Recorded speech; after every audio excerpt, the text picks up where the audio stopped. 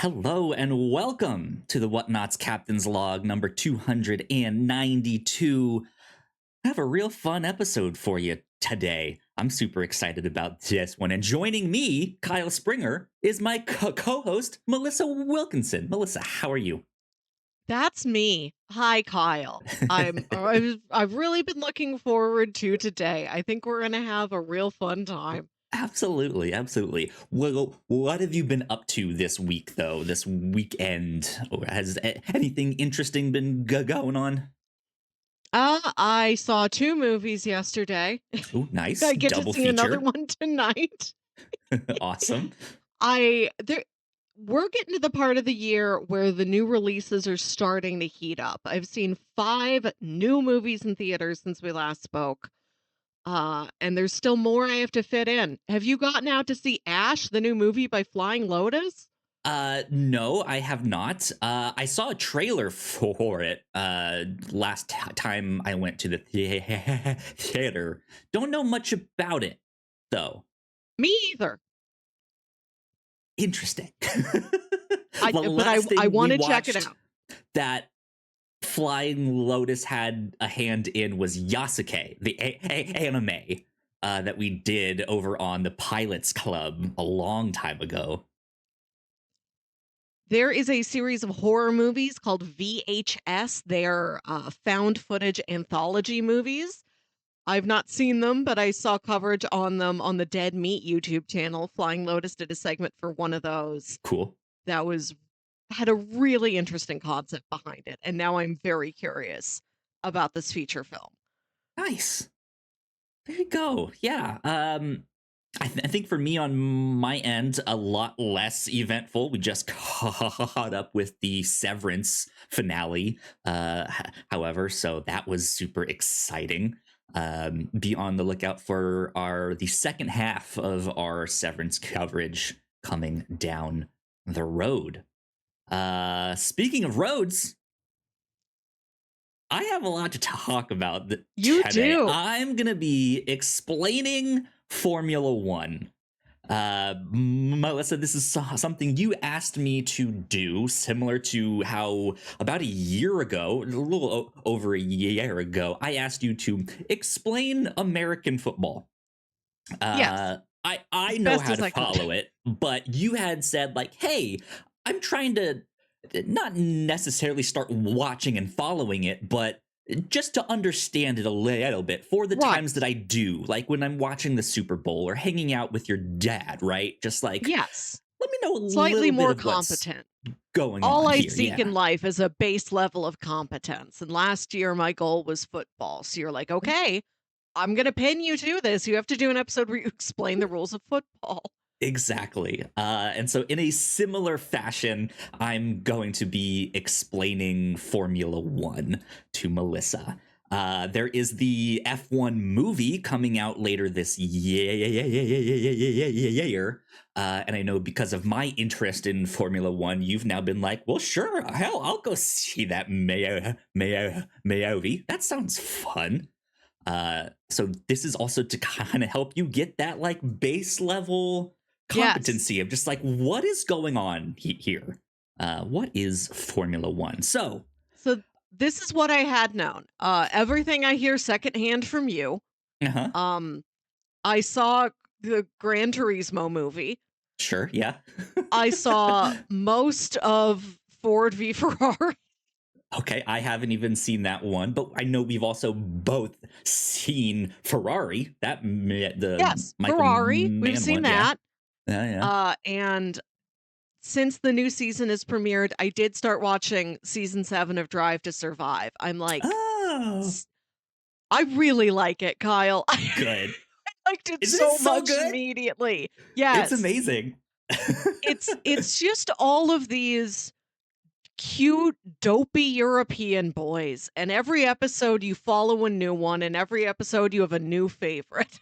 Yeah. Yeah. Drive to Survive is a great way to get in to Formula One.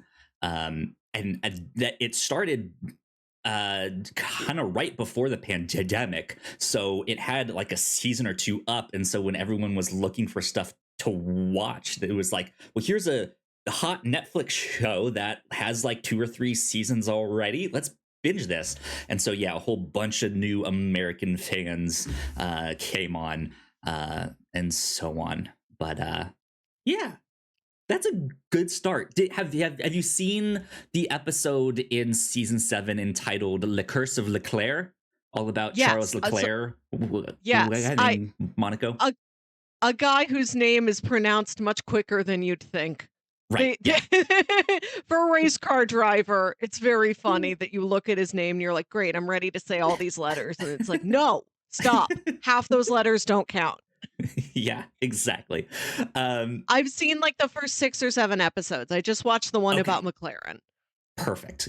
Gotcha. Yeah, I was going to recommend Le Curse of Leclerc to you. Like, if you had watched nothing else, at least watch that one, because I felt like that Watch the one about the guy with the little dog. Right, yeah. There's a couple of them that have little small dogs, but still, that one. Right, this is a great series for little dogs. But that episode in particular is just a great documentary by itself. That one feels like one they're probably gonna offer up as like, hey, awards season, this one is the one you can watch, right? And it's not like you don't need to have some kind of prior knowledge. Not that you really need prior knowledge to watch Drive to Survive. They race. But right, yeah. Like, the rules of football are numerous and inscrutable. With any kind of race, you at least have the basic concept of exactly. They go in circle, you watch who crosses the finish line, and who fastest is first. One wins. Yeah. Right. There is a basic understanding that even the most beginner can understand. Yeah. The thrill is there. So before I get into my actual presentation, because I have like a Google Slides presention, I will at least mention how I got into Formula One. Please do. So I moved out to Oklahoma to be with my partner a handful of years ago.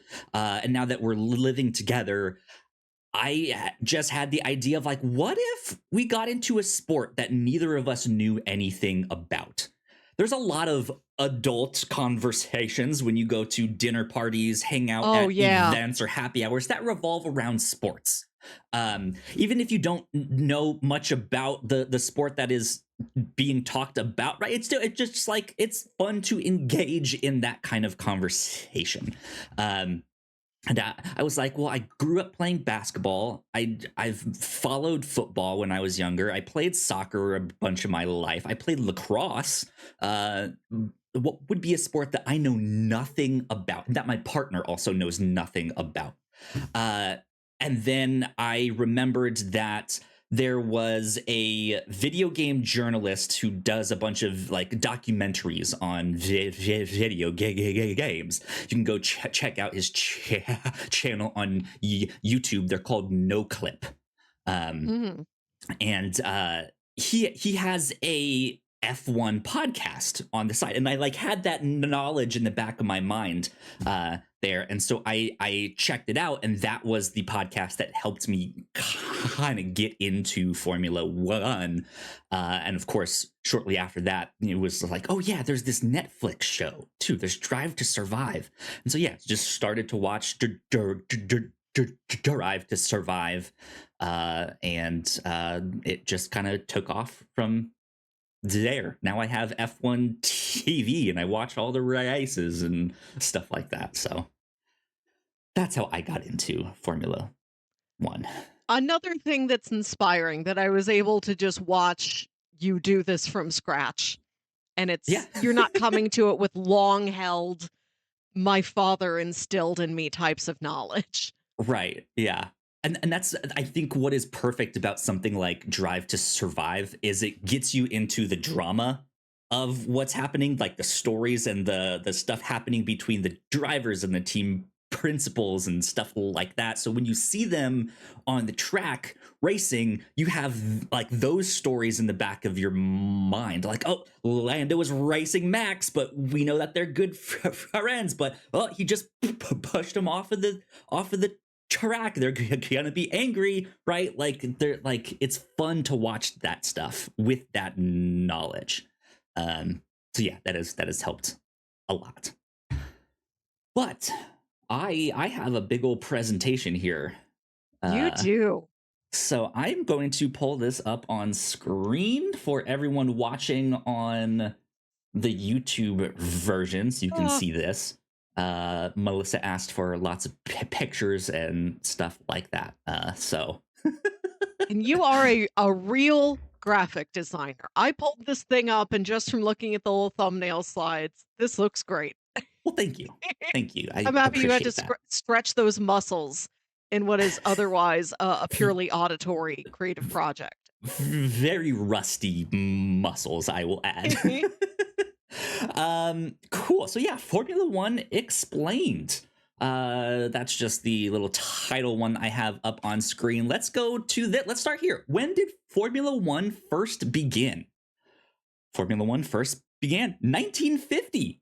Is when they had the first Formula One World Championship. Of course, racing was around before that. They did Grand Prix in different locations, but this was the first time that it was kind of organized under a governing body, the Fédération Internationale de l'Automobile, or the FIA. So yeah, happy 75th birthday to Formula One. They're 75 years old this year. Cute. So good stuff. And then I just have that same picture from the background of that last slide as the next one. So you can see this was the first Formula One race. This is what the cars looked like.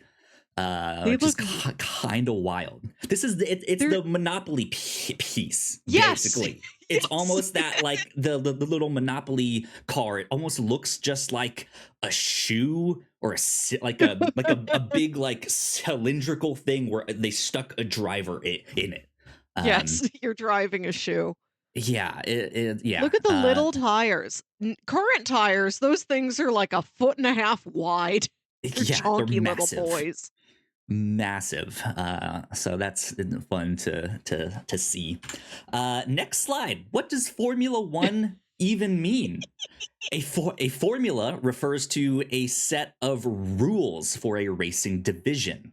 So F1 being the fastest and most prestigious, it is the premier one. That's why it is Formula One. But you have other racing formulas, including things like Formula 2, Formula 3, Formula 4, Formula 3000, which I don't even really know much about that one. I don't know why it's 3000. I think that it's not that there's 3000 different. I don't know. It's just Andre. It's just Andre. It's just Andre 3000 versus 3000. His own family. Yeah. They also have Formula E, which is the all-electric one. 2 notes. I told my dad I was learning about this, and he said, it used to be called Formula Ford, and then they realized it didn't just have to be Fords, and they replaced Ford with 1. And what I've been able to garner from the show is that F2 is like F1 Junior. That's your training league. That's junior varsity. Kind of, yeah. That would be an oversimplification, but yes. Okay. It is essentially that the cars are not as fast. They might have slightly different rules because of that. They might be testing a different engine or stuff like that in the cars. But it is essentially, you will see that pipeline, right? So someone will be in Formula 4, then move up to Formula 3, then F2, and then F1. What's me just driving my car around like regular? Is that like Formula 56? How far down does it go? Formula 3001. Oh no! Below Andre. You're not even at Andre's level right now. I I don't know how true the Formula Ford thing is. I have heard that they were originally going to call it Formula but because the Formula A already has an A on the end of formula, they thought that was confusing. Formula. Right? Yeah, I'm just like yeah, formula. So they decided to go with Formula One. But yeah, I think Formula E. If you have a Roku, I believe they broadcast some of the races on the Roku channel for Cool. you all to watch there. In if you want to check that stuff out, that one's interesting because it's since it's the all electric stuff, you don't get the big roar of the engine. You just get that Ooh. like electric hybrid whine that. Huh. So good stuff. Good stuff with there. Okay, next slide. The teams start here Now, right now. Yes, you okay, about to say something. so right now, right now, because I am watching a TV season that covers last season in the sport. Is this graphic from like season 2024 or season 2025? This graphic is 2025 here that Okay, I so have this is up where on screen. everybody is today. Correct. Yes. Okay. Yeah. So currently in Formula One, there are 10 teams with 2 drivers each. That will change in 2026 with the introduction of Cadillac. They will be joining. So there will be 11 teams. Kyle, I wrote down a bunch of questions. I don't know if you looked at them, but this was question did. 1. Yes. Question A. Why are there so few teams and so few drivers? Will there ever be more? There will be. And Thank I'll you for get answering. to some more details on that stuff, but it is essentially it is expensive to get into Formula One and run a team. And when you introduce more teams on the grid, the kind of prize money that you win then gets distributed to 11 teams instead of 10. So you get a little less money. So they try to keep it pretty tight knit.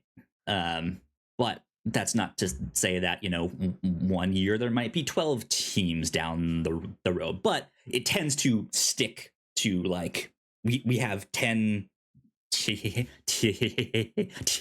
ish because they don't want teams, joining and leaving immediately. They want to know that you can sustain it for years to come. Okay. But right now, the teams are Red Bull, Mercedes, Ferrari, McLaren, Aston Martin, Alpine, Williams, Racing Bulls, Sauber, who will be changing their name to Audi in the 2026 season, and Haas. So those are your 10 teams. So is Racing Bulls like a second Red Bull Part 2? You are correct. Yeah. Okay. They are technically owned by, they're like the Red Bull Junior team, kind of. But in recent years, they've kind of, so that there's already like certain rules around what information those two teams can share if they have something that kind of relationship. Because Red Bull has been very, very dominant in years past. They don't want all of those teams to be like they're the top 4 they're the top 4 drivers and Red Bull wins all the podiums and stuff, right? They want to separate that out a little bit. But in the past year or two, Racing Bulls has been trying to kind of separate themselves even further and establish themselves as more of their own team. Rather than just the junior teams, so to speak. I've remarked on this before, but it's still very funny to me that for all of these names that are brands, they are very expensive brands. It costs tens of thousands of dollars to buy a Mercedes or a Ferrari or an Aston Martin or a Cadillac. And it costs $5 to buy a Red Bull. Yeah, Red Bull is in all kinds of extreme sports, though. They're in all kinds of What happened racing. to do they still do the weird racing that was in all their commercials like 10 or 15 years ago, or is that I don't dead and it's all remember. F1 now? The Uh, Floontog? What did I they don't do? remember that or that commercial exactly, Maybe but the no, ones where they were they trying to sponsor all fly? Do kinds they still of. try to fly? I'm sure that like they are legitimately in all kinds of extreme sports, from Formula One all the way down to break dancing. Like the Red Bull BC one is like the like Red Bull sponsored, like that is the Wow. breaking battle to go to and watch and stuff like that. So Huh. interesting stuff with that. But yeah, they own their own Formula One team, and it was kind of surprising when they entered. I think they took over the Jaguar team, if I'm not mistaken. They bought that team out, and then yeah, they've been pretty dominant for a while now. I I like that Steak changed their logo because I'm watching the season where there's still Steak, and it's the They same. technically are still Stake. They're like Stake F1 Kick Sauber. Right. They have like It's three some long names, name. All of but it's these the teams same technically have some kind of longer name. like horses. Like how a horse has its full breeding name, but you call it Old Johnny Fourlegs or something. Sure, yeah. It like I think Williams is technically like Atlassian Williams F1 team. Ferrari is like Scuderia Ferrari something something. I don't even know all of the full names of these things. It's just a mouthful. And as I'm Yeah. sure you've seen on Drive to Survive, some of these rookies or some of the long time vets are like, wait, what's the full name again? That all right, cool, yeah, and then they have to say the full name. Yeah, so It's been distracting that the Steak logo is in the same font as Sharpie, the markers. they're trying to leave a permanent mark on Formula One, raising the stakes in Formula One. Okay. So yeah, those are all of the teams that we have right now. Some of these guys I know, some of them I don't. Yes, let's get into the drivers. I have pictures of all of them here more in depth. But before I do that, you asked a question about can women drive in Formula One? You specifically asked, is there Femula One? Yes. So there is not Femula One because technically all motorsport is co-ed. So good. Technically, there can be a woman Formula One driver. Opportunities just haven't really been there. It does tend to be a rich boys club. That's not to say that women don't race in other series and other formula I've stuff. seen women NASCARs. Yeah, absolutely. There's the women who do the monster trucks. You went to a monster truck rally and you're like, surprisingly, like the champ was a woman. There were a lot of women there. It was awesome. That was nice to hear about. So cool. But yeah, so Formula One Academy is something that has been trying to kind of foster up that next generation of female talent in motorsport. This year of 2025 will be their third season. They go to 7 different locations on the exact same weekends that Formula One is there. Except the difference is the races are shorter in Formula One Academy, usually around 12 to 15 laps, and they do 2 races instead of just one single big long race here. How many laps is a standard F1 race? It depends on the track. It can be like close to 70. It might be around, like 58 or 60. It's somewhere in there. Just depending on what the space is. Like if it's a custom built racetrack, it might be longer than we just dropped ourselves in the middle of Singapore and we just have to deal with the streets Singapore has. kind of, yeah. I'll get Okay. to more Okay. details on the Thank you. tracks in a little bit here. But for Formula One Academy, these girls are aged 16 to 25. The youngest one on the Babies. grid is 16 this year. I think it Aw. was a little bit younger last year. I wonder if they changed the age requirement, because I feel like I remember one of them being like 14. And it was just Wow. like, good lord, they're so young. But they drive the equivalent of a Formula 4 car, which is much smaller than an F1 car, and will only reach max speeds of 150 miles an hour.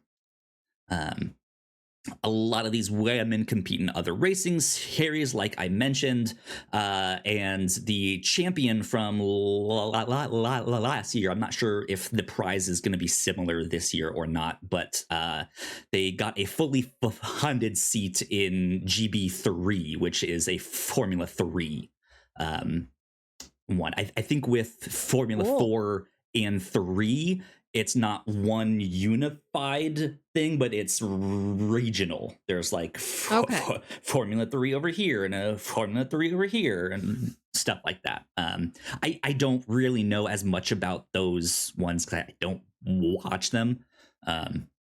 But Formula One Academy is really fun to watch because, like I said, the races are shorter. And you don't have to spend a full like 2 hours watching a race. It's only an hour, right? Okay. But it's all on YouTube. You can go to Formula One Academy, and they broadcast Okay, I them will. for free on YouTube. If you ever want to check them out. In fact, the first one of the year was this weekend. I think they had their second race late last night, 'cause they were in China. Okay. So there you go. One of these girls is in a Charlotte Tilbury jumpsuit. I like Yes. that now that Yeah. we're getting women in here, we're getting more women-focused sponsored as well. Yes. Yeah. Yeah. They have an interesting car with a bunch of like lip prints, like lipstick prints on it. Um, Real life-sized or big? Big. Okay. Yeah. Like this big. So yeah, that is Formula One Academy.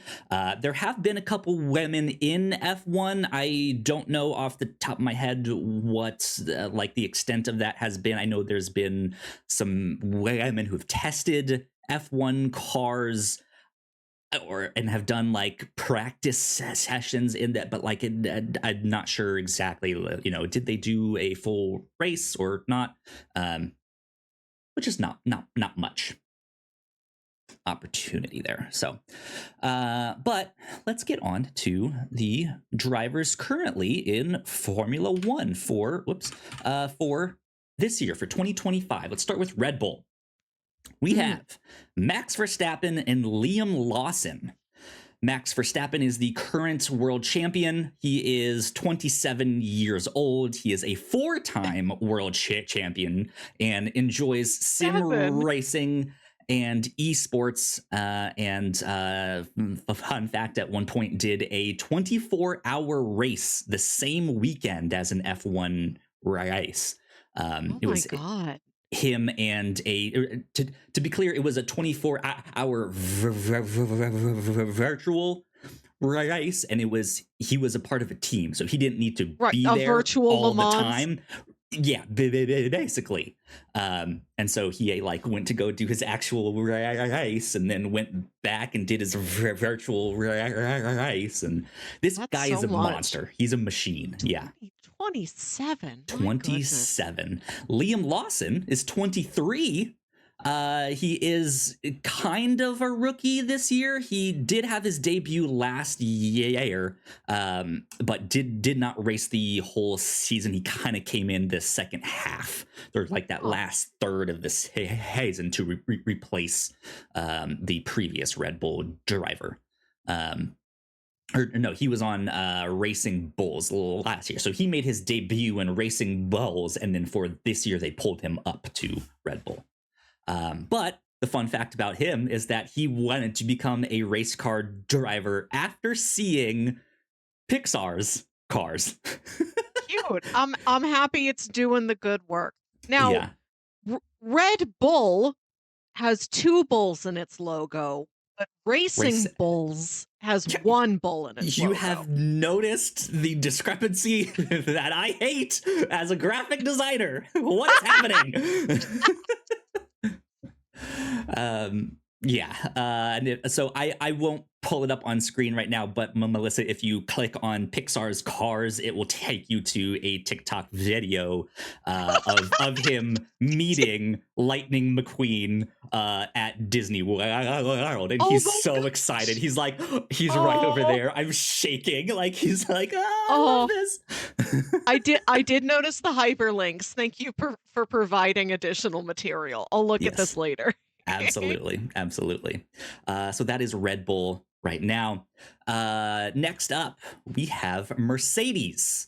Their drivers are George Russell and Kimi Antonelli.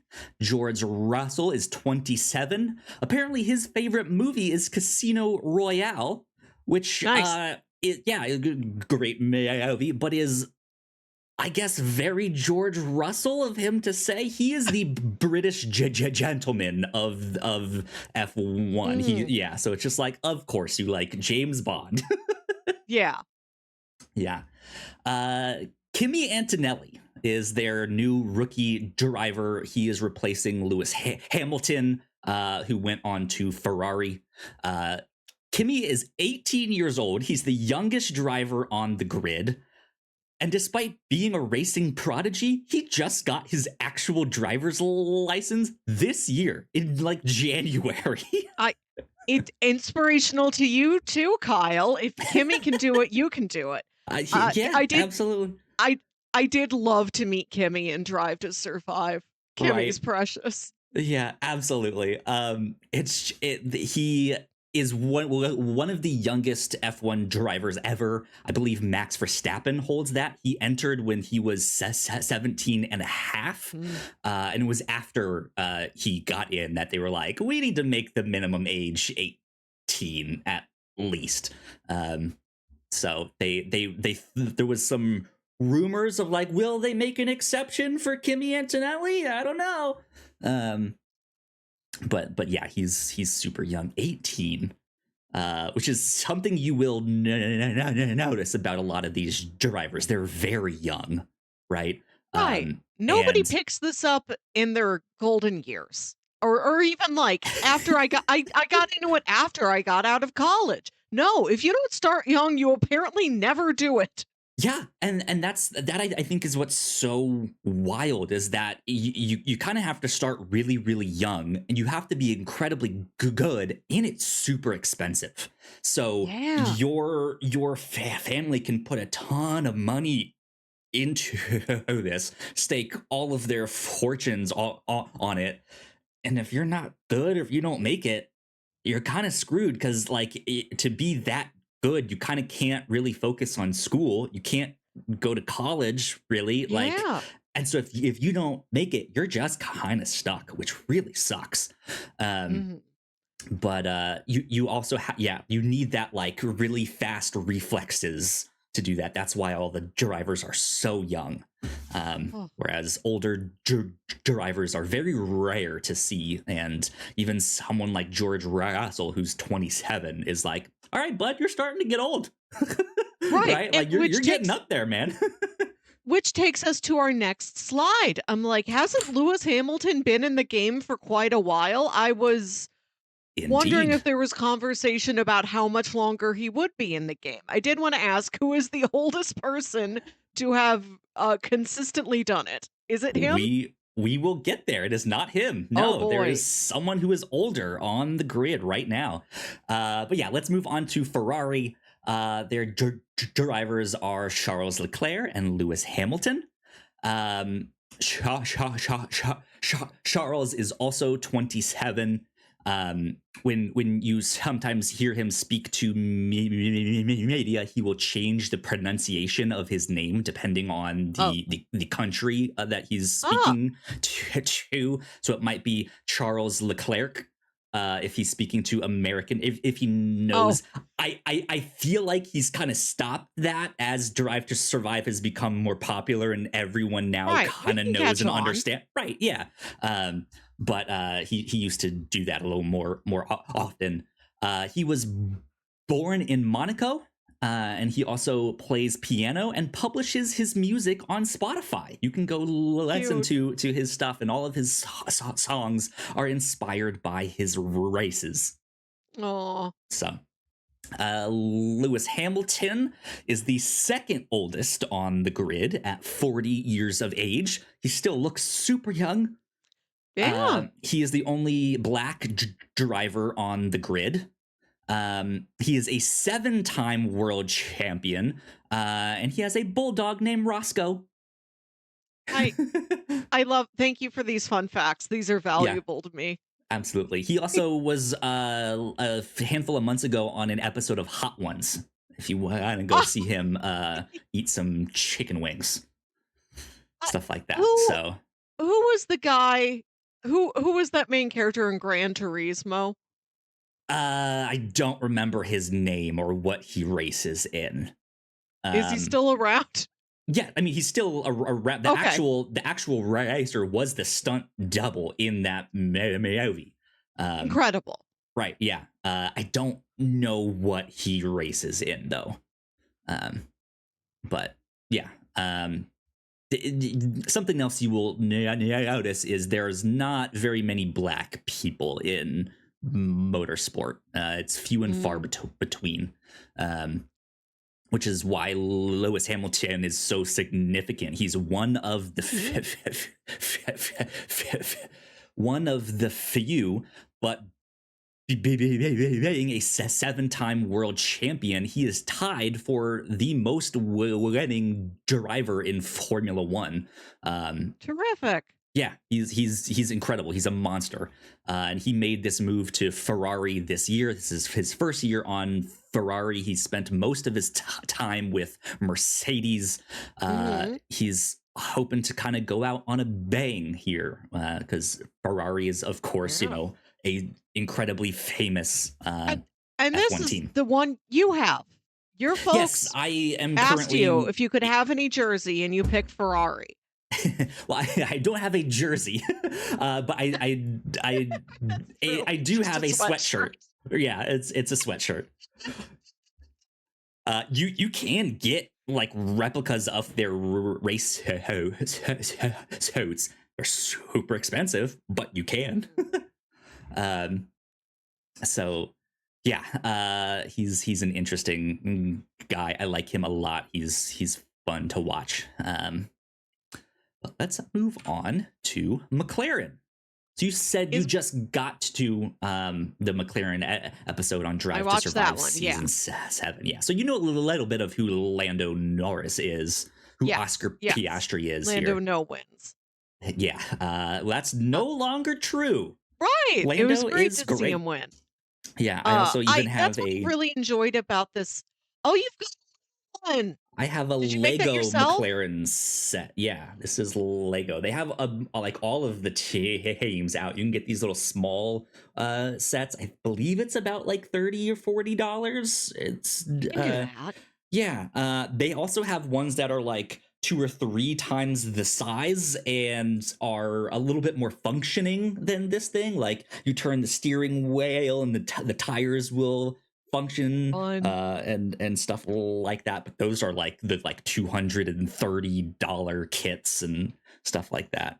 But yeah, you were about to ask me something. Uh, uh, is McLaren named after a guy? Was there a guy named McLaren I believe years his name ago? was Bruce McLaren, Okay, if I'm not mistaken. I don't necessarily know much about the history of McLaren and their cars, because it is a car company. yeah, I recognize the name. I thought maybe that was a racer of yesteryear, but I wasn't sure. I think he did race, but I'm not certain on that.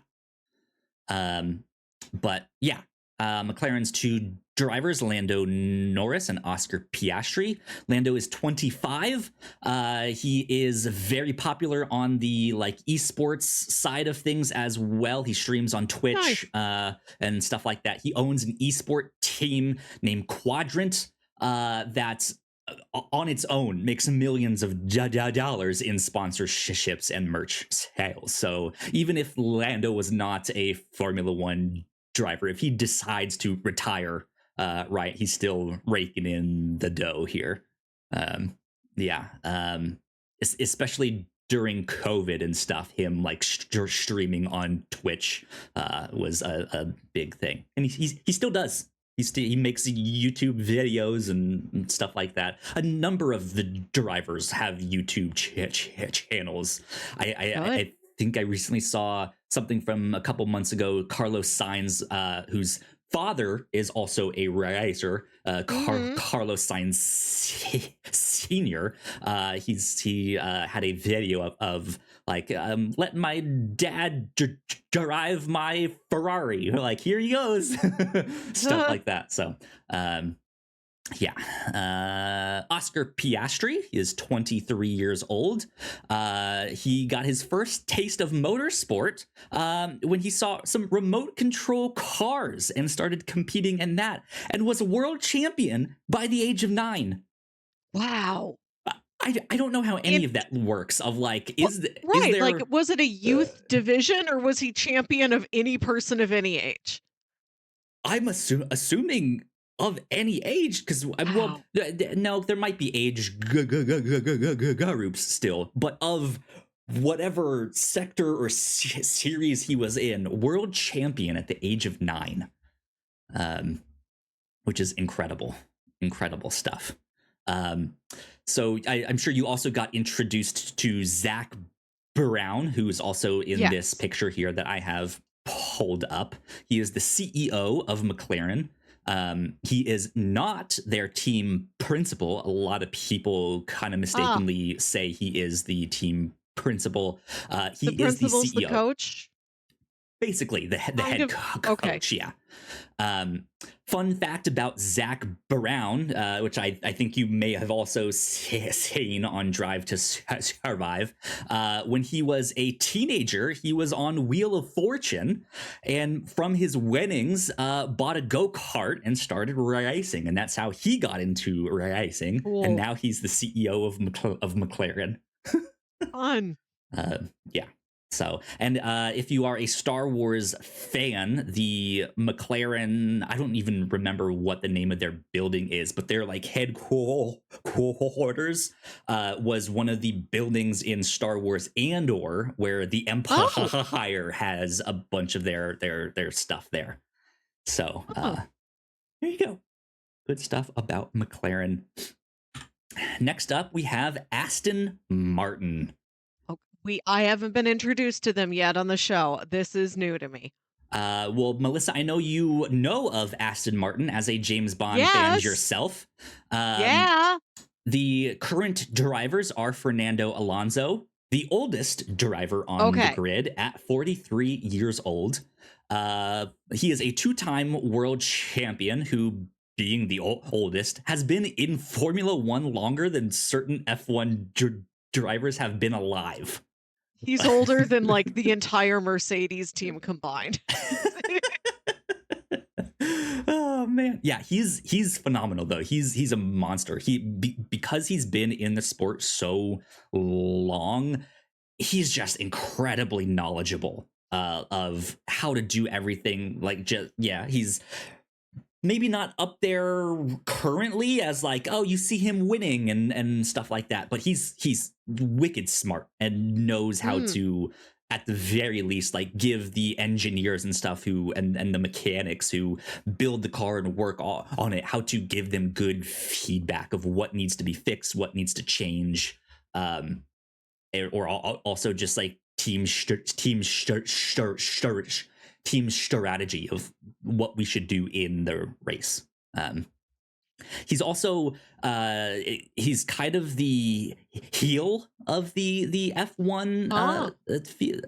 There was a I think a couple seasons ago in Drive to Survive, there's a scene of him where he's just like, "I'll play the villain, like absolutely, like I will be the bad guy, if you need me to be." So he's an interesting driver for sure. Mm. Lance Stroll is their other driver. He is 26 years old. His father, Lawrence Stroll, is a Canadian billionaire, and he is part owner of Aston Martin, and he owns their F1 team. Lance Stroll has proven that he is a decent driver, but he kind of gets through pretty quietly. He's not the most out there in the media. He's not the worst either. He's certainly not the best either.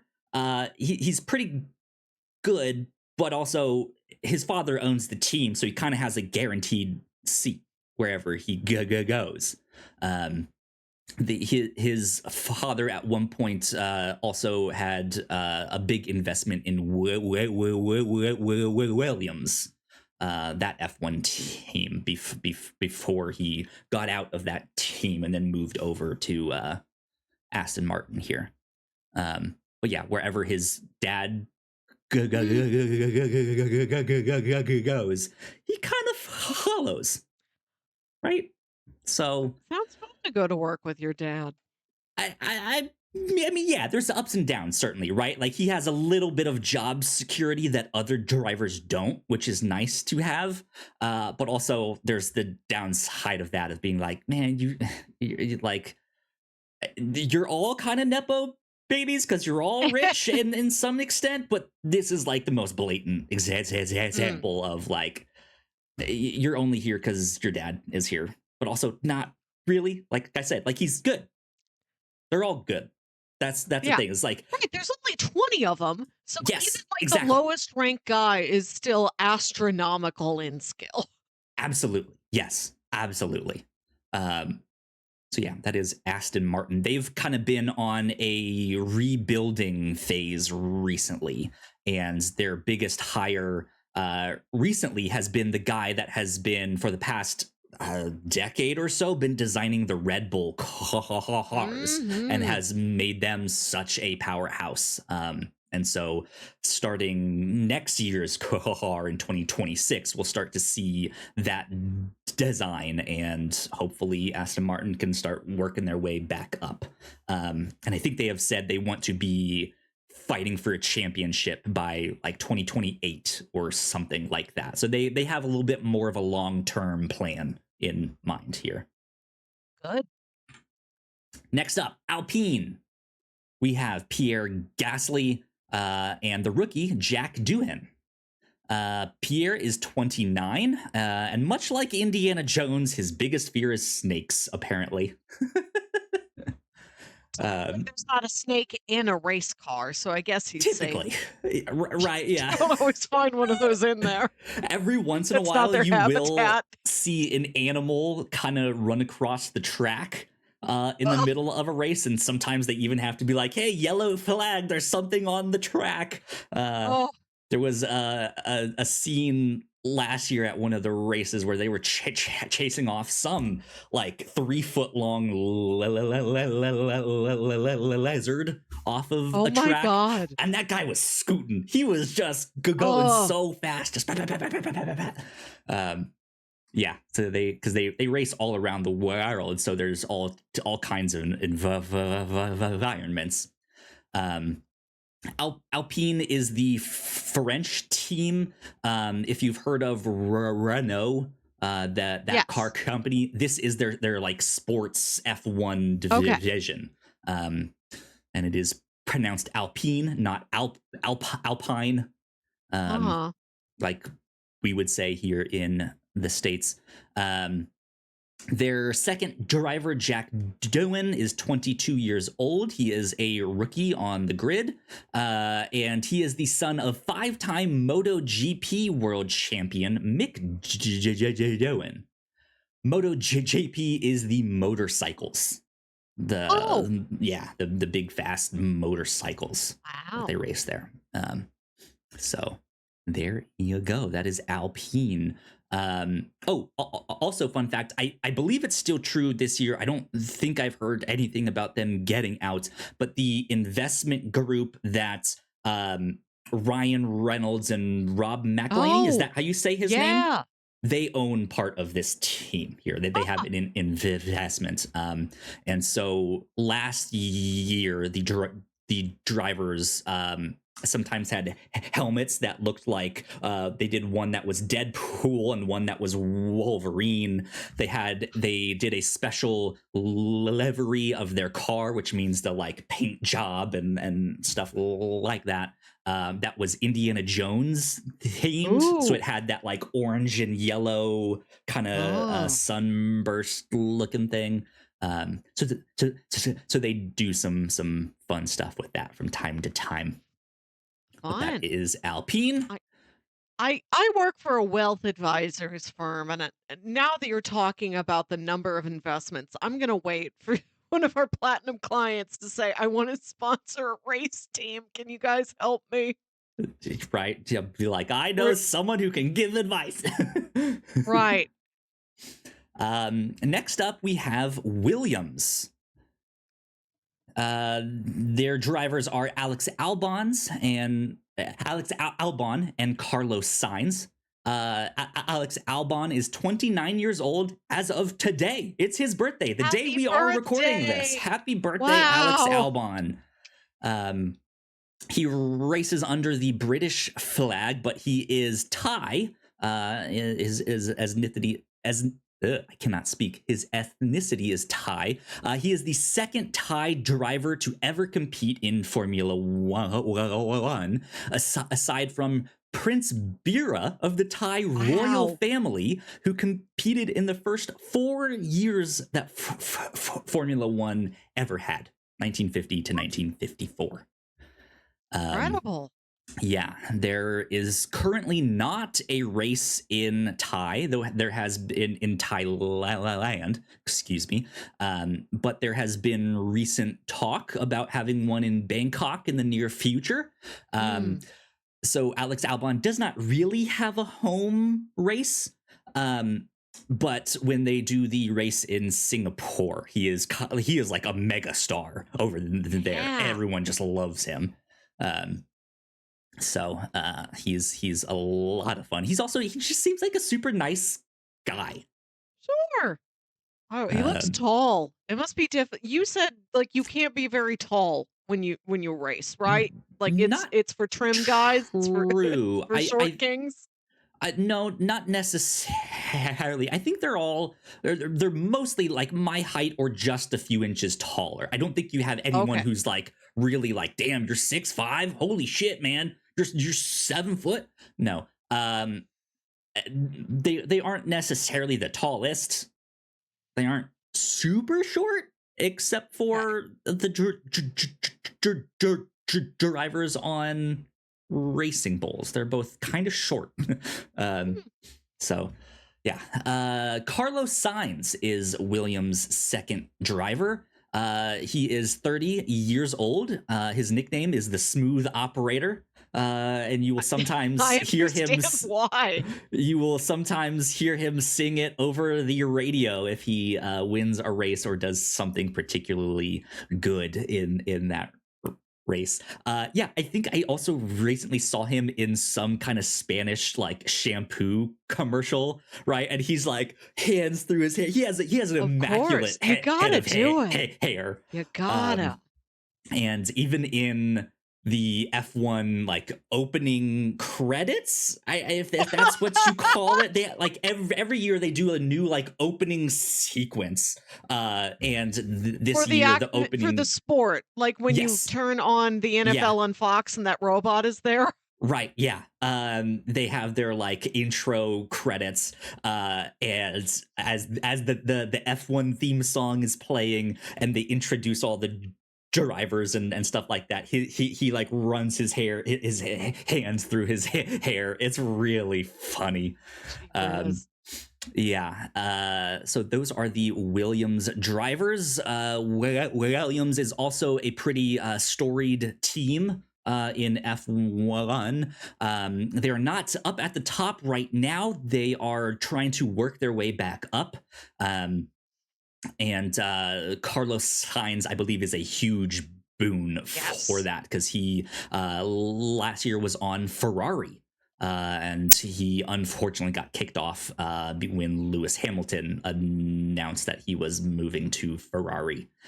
So Carlos Sainz is an incredible driver. I'm sure if he had stayed with Ferrari, or had been like a seat was open in Mercedes or Red Bull, like one of those top teams, he probably would have been world champion in a couple years.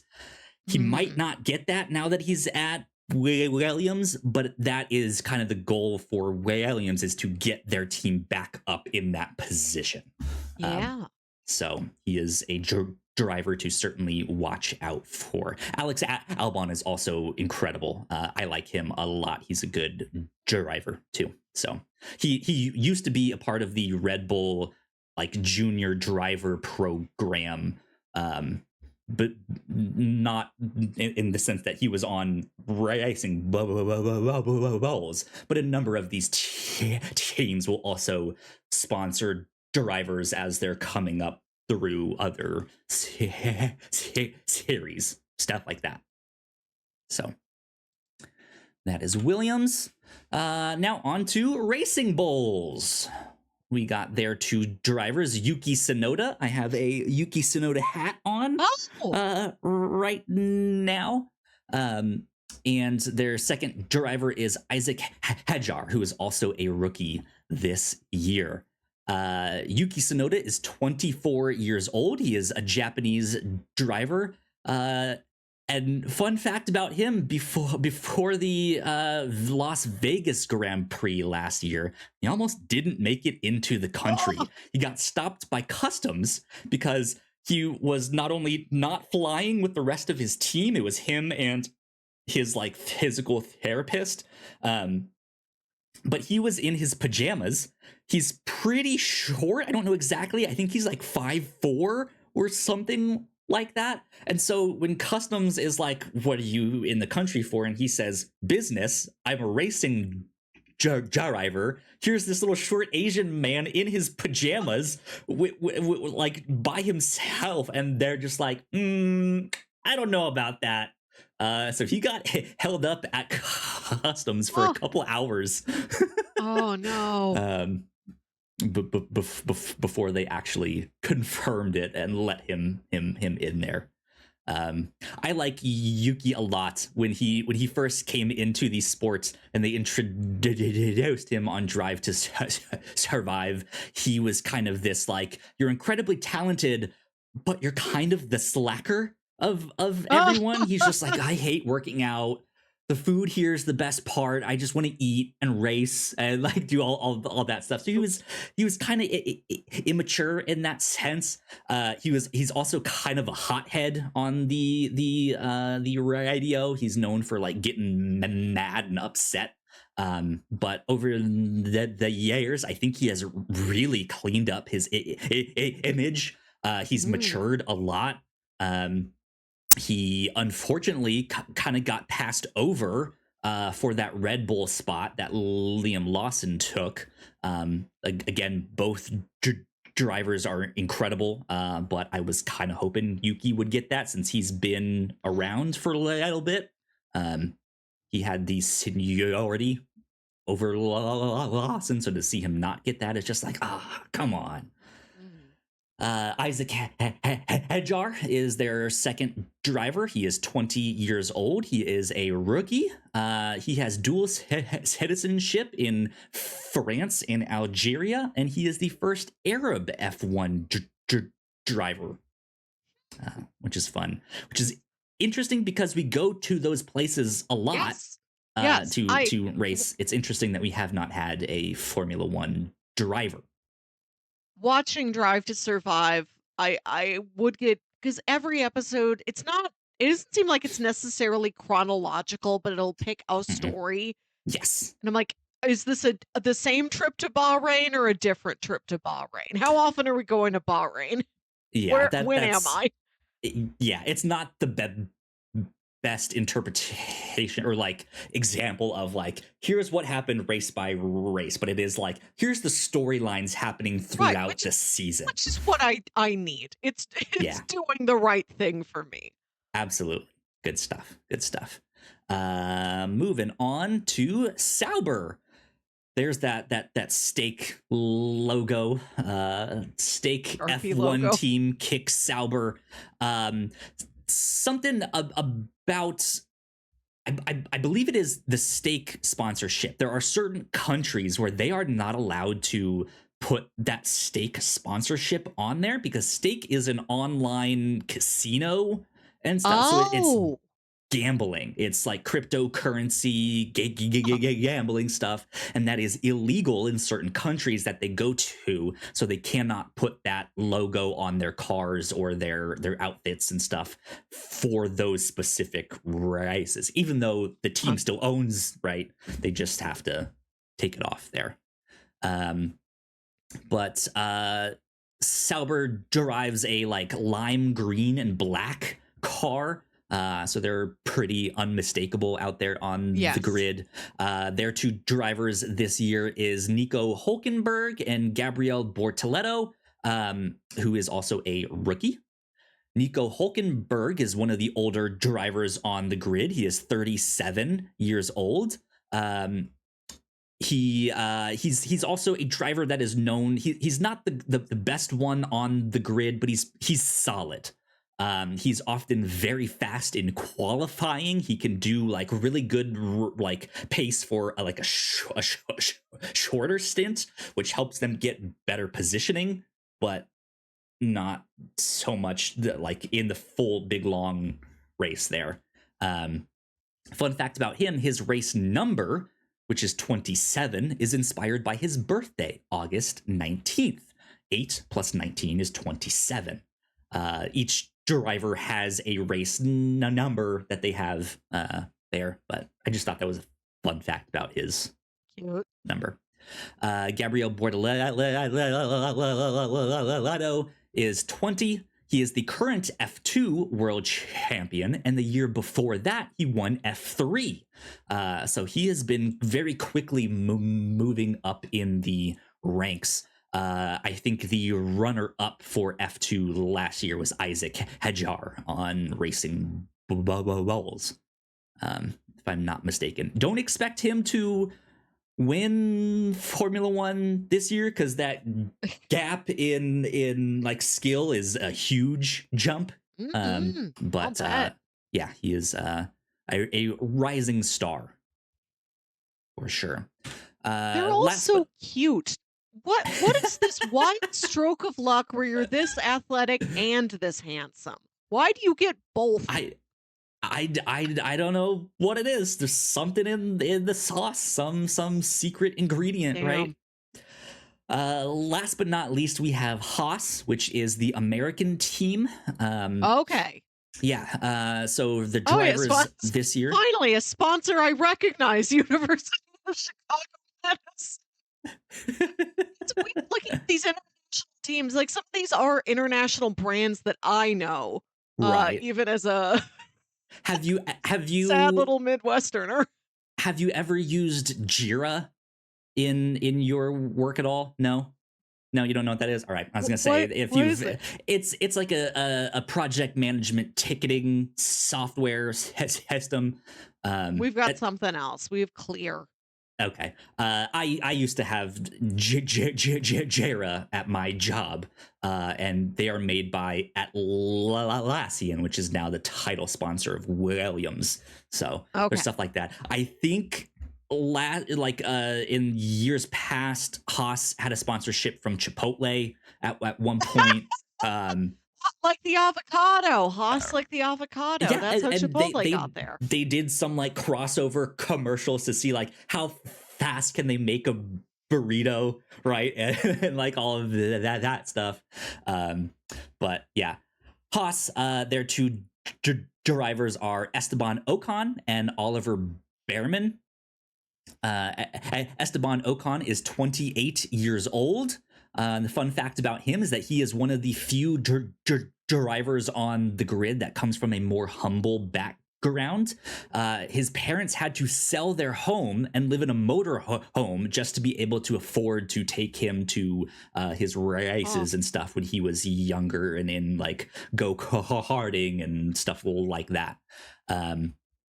But he also beat Max Verstappen back in 2014 for the F3 championship.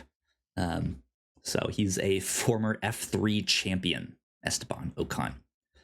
And then Oliver Behrman is technically a rookie, but has made his debut last year for Ferrari, and then got to fill in for, I believe, Haas here when Carlos Sainz had appendicitis last year. Oliver had to step up. He is 19. And in that first race with Ferrari, he was not only the youngest driver ever to drive for Ferrari, but he scored points on his first F1 drive. And so it was kind of funny to still see his name up there in the standings, even when he was not racing in there. And there were certain F1 drivers who still hadn't scored enough points to get past him.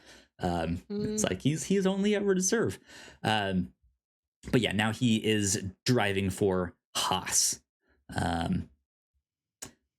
So yeah, those are the drivers of the teams. Real quick, I will give all like who the team principals are. And these then, are all the dads. Yeah. Team and dads. Then after I mention all of these guys here, we will take a quick break for some housekeeping. We've already been going an hour. And then we'll get into, I guess, the second half, a little bit more on the technical side, but not too deep into all of that, because there's still some things that I don't know or understand, but just some base level concepts on like how the cars work and stuff like that. Good. But we got team principals here. We got Christian Horner, who is the team principal of Red Bull. Toto Wolff, who is the principal for Mercedes. He sounds exactly like Arnold Schwarzenegger. He has that Austrian accent. Andrea Stella is the team principal for McLaren. You will see him on Drive to Survive every now and then on the background, most likely, but that's where Zach Brown comes in. And I think the deal that they kind of have worked out is that Zach comes in to do all the media stuff to kind of help Andrea focus on like the racing and being that team principal. Speaking very briefly of the media stuff, I love that we see everybody interviewed on a couch. If I see a sports interview for another sport, they have to sit at like a conference table. Right. But these F1 guys, they get to lounge while they're being interviewed. What a perk. That's a luxury sport for sure. Luxurious couch. Right. Indeed. The team principal of Ferrari this year is Fred Vasseur. I like him a lot. He looks like he has this like real mean demeanor to him, but he has a great sense of humor. He's so funny. Andy Cowell is the team principal of Aston Martin. He was a former Red Bull sporting director, so was a big name over there at Red Bull for a long time.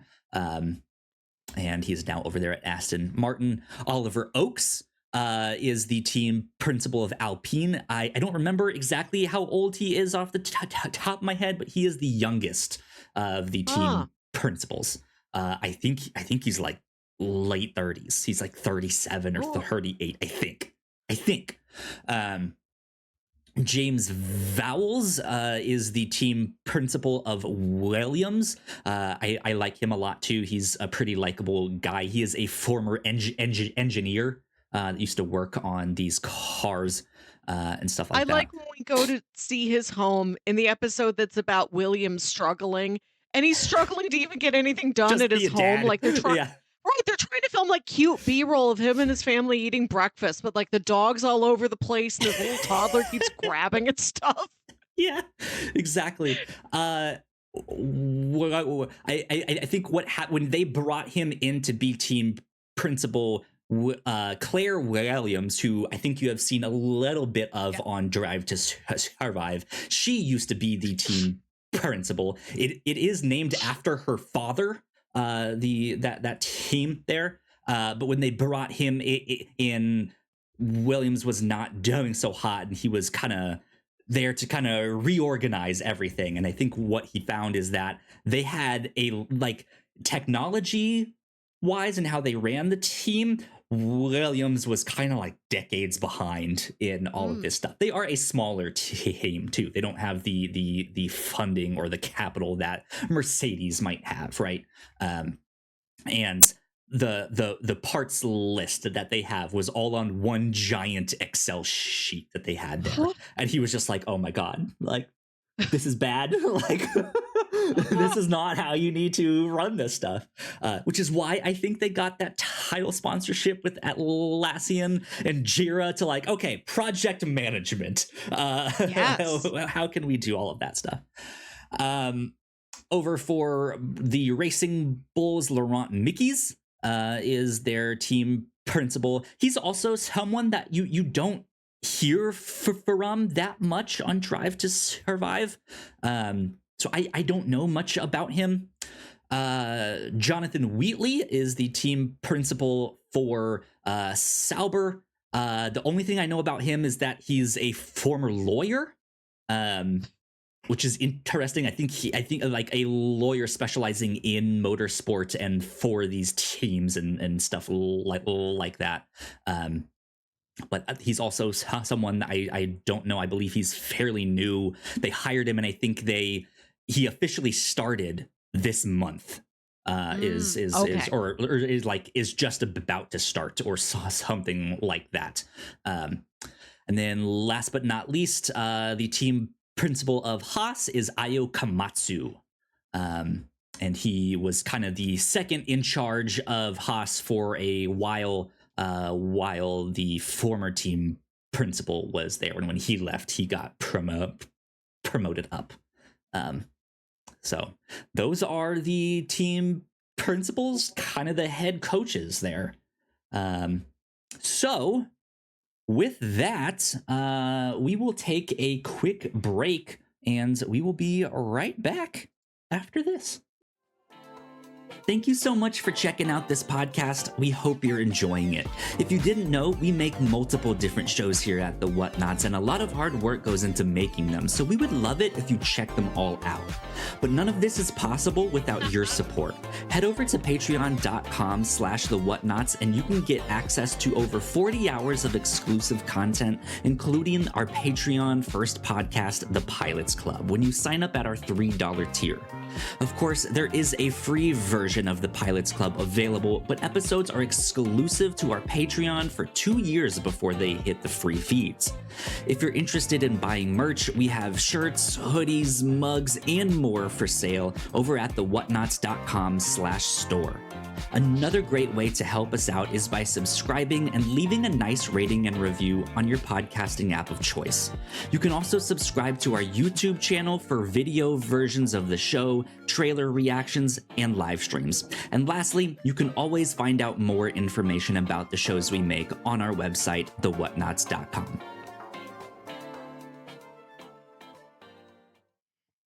And we are back. You know, so we have merch for sale. I mentioned in the little thing. I wish that the place we got our merch from allowed for like all over stuff, or like if you want to print on the sleeves or stuff like that. They usually just have like, here's a rectangle on the front and a smaller rectangle on the back, right? But if I had my way, I absolutely would make some like fake motorsport looking stuff with like logos down the sleeve, just like fake logos of sponsors that we don't have, right? All of that stuff. It'd be good. It'd be fun. Anyways, big shout out to our Patreon supporters. Thank you so much for supporting us. We love you. We appreciate it a ton. Thank you. Over on the Pilots Club, CSI was our most recent episode over there. However, for this next month, I was talking about the free version of the Yes. Pilots Club. That's why I just stopped there. I'll go back to our regular one. If you actually are an up-to-date Patreon supporter for that one. But for the free version, CSI was the episode that we released most recently. Coming up, Bob Patterson. The pilot of Bob Patterson, which is a very short-lived kind of lost show, right? Like it only Yes. lasted 6 episodes and then it stopped, but I don't think they even aired all 6, right? Is that Right, there are unaired, completely lost episodes of Bob Patterson, a wild? sitcom where post-Seinfeld, Jason Alexander is, I think, America's 3rd best-selling self-help guru. Right. Yeah. Yeah. He'd give Rickon from Severance a run for his money. So that will be up this next month on the free version of the Pilots Club. If you are a paid Patreon at the $3 tier and above, Pilots Club, we just released our episode on Matlock, which was a lot of fun. And coming up, we are Kathy Bates one. Yeah, the new one. And coming up on the Pilots Club, we are talking about The Killing, but we are talking about the original Danish version, I believe. I believe it's Danish. But yeah, we will be watching that and discussing that as the Year of the Detective rolls on over at the Pilots Club. Right here on the Captain's Log, our previous episode was all about our Oscar predictions results. I believe I ended up getting like 9 of them correct. I did mine blindly. Yes. So 9 is not great, but for, going in blind, I'd say that's pretty good. Not bad. Yeah, not bad at all. I also asked Melissa what she would do if she saw the face of Jesus or the like on some food that she had, a piece of toast, an apple she cut in half, what have you. And we also got to discuss Cheetozard.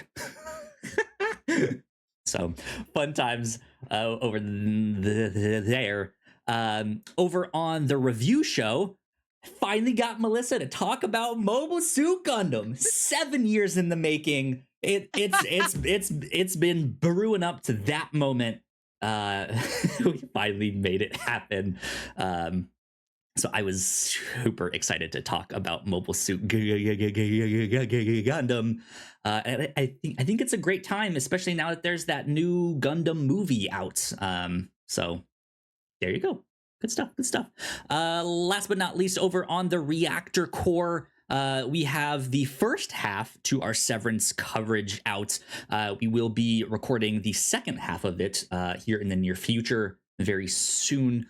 We also have a spoiler cast for Captain America Brave New World already up. So more exciting stuff coming down the road with that. But that is it for housekeeping for us. So let's see if I can get back to our slideshow here. Pull this back up on screen. Those are our team principles once again. But let's move on to the next slide. How do these cars work? A little bit here. An important question. Yeah. I mean, there's the obvious aerodynamics of the car, right? They need to create a lot of downforce to go fast. But on the insides, the engines are turbocharged V6 hybrid engines that reach up to 1,500 RPM. So next time you're in your car and you see your little, I don't even know what the RPM meter is called, but you look at that, it stops well short of 1,500. 15,000. Yes, yeah. Thank you. 15,000. So these engines are working incredibly fast. Incredibly over time. The hybrid engines are made up, they are part internal combustion engine, and then they have 2 batteries. And both these batteries are charged with systems that kind of take the waste heat and the kinetic energy of the car and use that to help the engine function or give them a little slight speed boost, stuff like that. I'm sure there's a lot more technical details out there if you want to know exactly how they work, but this is very similar to the hybrid car that my partner and I just bought there. Oh, When we hit the brakes, the kinetic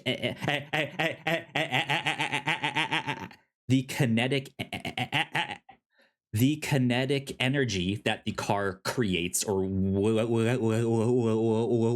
wastes is then pumped into this battery, which stores it, and then that can, it charges up this other battery, which helps run the car instead of gasoline, stuff like that.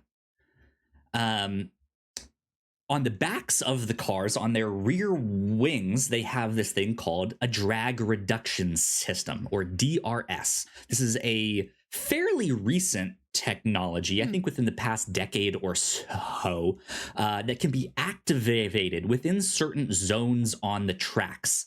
And essentially, if the rear wing is at an angle, right, if it's at like a 45-degree angle, when DRS is activated, it straightens out, it flattens, or it opens up. Like, think of like the slats on blinds where you can open it up and see out, right? And that will make it a little bit more aerodynamic, which then gives it a slight speed advantage, and so they can go a little bit faster. But that can only be activated on certain zones of the track when they are within 1 second of the car in front of them. And this is to help them make a pass and pass the car in front of them. These F1 cars reach top speeds of 230 miles an hour. Yep. They are lightning fast, but the average speed during a race is around 200 miles an hour, which is just kind of insane to think about, right? It's lightning fast. So yeah, and then I have a little diagram of one of the Mercedes cars up here, so you can see what they look like on the top and the side. Cool. Moving on. How do the tires work? Pirelli is the company that makes all of the tires, and they make a variety of tire compounds. And yes, they spell tires with a Y. They since it's British, right? Yeah. That was a weird thing for me to realize. I've always seen the favor color where it's the OU, right? And it's like, oh yeah, they spelled tires with a Y. Weird. But you spelled pajamas with a Y just earlier in the slideshow, so I presume you copy pasted that from some European fact source about Yuki wearing his pajamas to the airport. May have misspelled that on my own because I typed out that that's stuff. A legitimate spelling in other parts of the country that aren't here. Interesting. Okay. Pajamas. I may have done that by mistake, but ended up on alternate spelling. Anyways, just did it European correctly. right. Yeah. The tires range from a harder compound to a softer one. The hard tires have the white stripe on the outside. The medium tires yellow, and the softer ones are red. The hard tires last longer. They don't have to do a pit stop with them as soon, but they take longer to kind of heat up and get to the right temperature to get the grip that they need to get them at their top speeds. So it takes a little bit longer to do that. Whereas the softer tires, of course, they heat up faster, but then they don't last as Mm. long there. So there's kind of some strategy in that. Do you want a quicker speed boost to hopefully launch you up there, or do you want to kind of play the long game and hope that everyone Yeah. else kind of falls away? Well, Um, we've seen how much of the game is mental. If you get that, if you're in the front at the beginning, that does have a mental effect on your right. opponent. Yeah. Absolutely, absolutely. And then they also have two tire compounds for bad weather. They have inters or intermediate tires and wets. And it's only these tires that have the grooves on the tires. The other ones I see. are completely flat. Um, and so, yeah, this is to help, get the rain water out on that stuff. And if you've seen them race in the wet, the cars Yeah. are going so fast that it licks the water up off the track and basically instantly vaporizes it and leaves this mist in its Uh, wake here. And then drivers behind that can't see because they're in this mist. So it's the rain can make for some really interesting races because it gets that much more slippery and dangerous, and they can't see. There's more crashes, stuff like that. but they still do it. They still do it, yeah. But it is intense for sure because you will hear them like on the radio be like, "I can't see shit. I don't want to die here. Like this is we need to switch to Let me these slow down to a tires." Yeah, calmer, more manageable 160 miles an hour. right. Yeah. um. So yeah, that is basically how the tires work there. Moving Race on to weekend. the race weekend and how it is structured. So, on most race weekends, on a Yeah. normal race weekend, yes, it is the entire weekend. It is not just a one Cool. day event like a football game or a basketball game. So, if you get tickets to go to a race, like you kind of want to spend like that whole weekend there, like seeing I the didn't think city about and this. like, Yeah, yeah, I did see that Saturdays are qualifying, and you qualify if you get pole is number 1. Yes? correct. Yep. And Okay. I will explain where the And word pole thank came you. from in a bit here. Sunday's the race. So if you buy a ticket to a race, is it just one very expensive ticket that It includes more time it is pretty at the expensive, game? yes. I mean, I imagine it's very expensive to begin with, but given, like you said, like football game, that's like 3 hours on one day, whereas Right, this is like 8 hours across 2 or 3 days. right, yeah, So yeah, you get more bang for your money, even though it yes. is still But also very then expensive. Okay. potential travel to another country and food and Right. right, They like don't all of that stuff. do these here. I think that I saw a map of the US and there's the one in Vegas, the one in Miami, and there was one that looked like it made in like Austin or somewhere, Correct. Yeah, which those are would the three be U.S. races.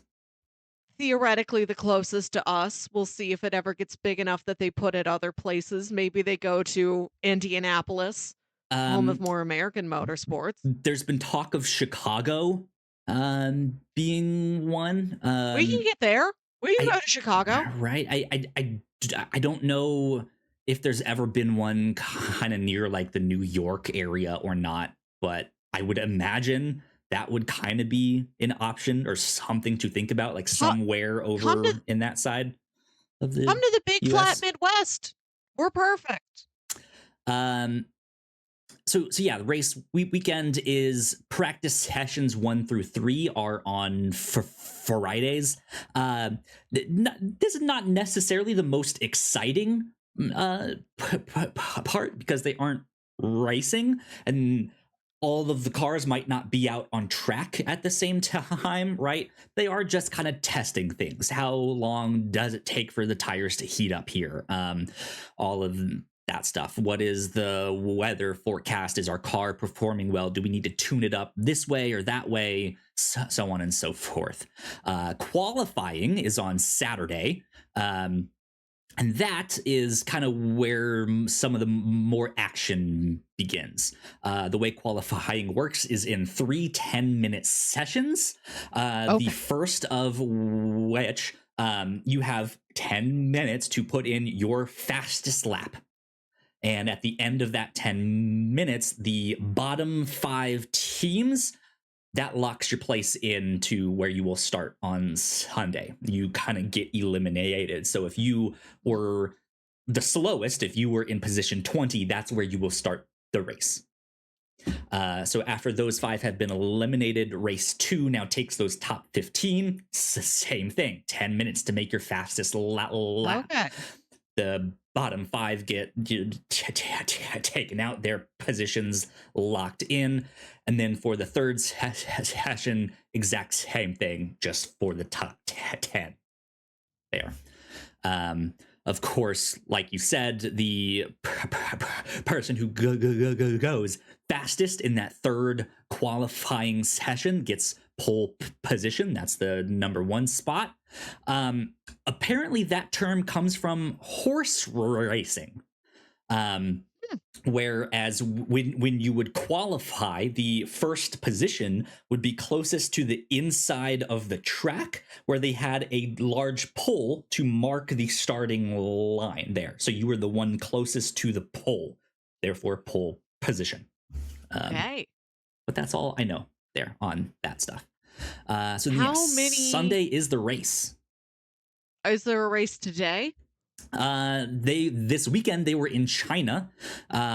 Because they were in China, the race already happened since it was already Sunday there. So it happened late last night. So I woke up to the news of like who won and stuff like that. Don't remember off the top of my head. I think it was Oscar Piastri. Well, good for him. But yeah. So I will be starting to watch some of that stuff after I'm done with the podcast here. That's what I plan to do today. How often are there? Yes. How many are in a season? There are 24 races in a season currently, which is about the most it has ever been in F1. And I don't think they're going to add any more to that. It is pretty much every other weekend, right? But they do some back to back. Like, you know, they did Melbourne in Australia was the opening race weekend last weekend. And then they did China this weekend. I don't remember what the next one is. But there's 24 and there is a mid-season break. The season starts in March and goes through kind of like late November, early December is about when it stops. And then they have a winter break too. I'm learning to read the F1 website. This is everything's in that cool sport font. It takes longer for my eyes to adjust. Yeah. Why can't it just be in like Calibri or Garamond? All right, so we just had China. First week of April, we go to Japan. I don't know where in Japan, just as Japan. Suzuka. We're going to Bahrain, I believe. Saudi Arabia, Miami, Emilia Romagna in Italy. We go to Monaco, Spain. Some of these are city names and some of these are country names. Don't like that inconsistency. Canada. Canada's huge. Where in Canada are they going to be? Tell me. Austria, Great Britain, Belgium, Hungary, Netherlands, Italy, Azerbaijan. You know, I'm wondering if the priority is you name the country, unless there's multiple races in that country, then you name the city it's in.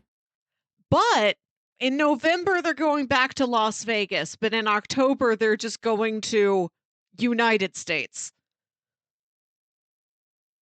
It's this is the Formula One MSC Cruises Grand Prix. So maybe that's the one in Miami. That's where cruises leave from. Interesting. Yeah. And we'll have our season capper in Abu Dhabi. It's fun to give you the outline of what the racetrack looks like. They're all different, funny little shapes. Yes. That's also something about Formula One. They are not racing on an oval like in NASCAR or stuff like that. It's actual tracks. And some of those tracks are pre-built. Like it's an actual track they made and designed. Stuff like Silverstone, I think, used to be like an old Air Force base that they just kind of took the runways and connected them and made a track. Sometimes they build the tracks like within the streets of a city. Yeah.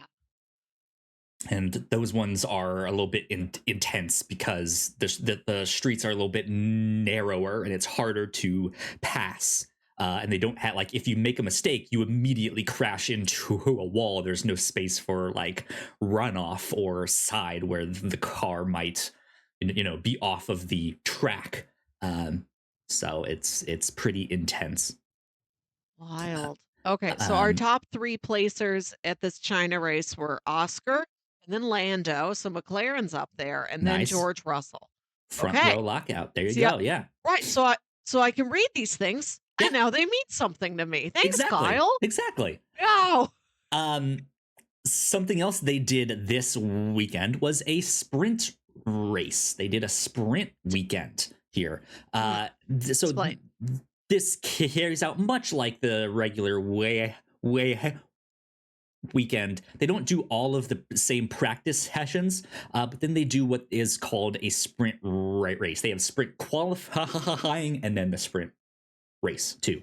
But this is just a much shorter race. It's usually about 20 laps, and it is another opportunity for the drivers to score points and stuff like that, and to give the fans, the viewers like me, just more action, more actual racing, right?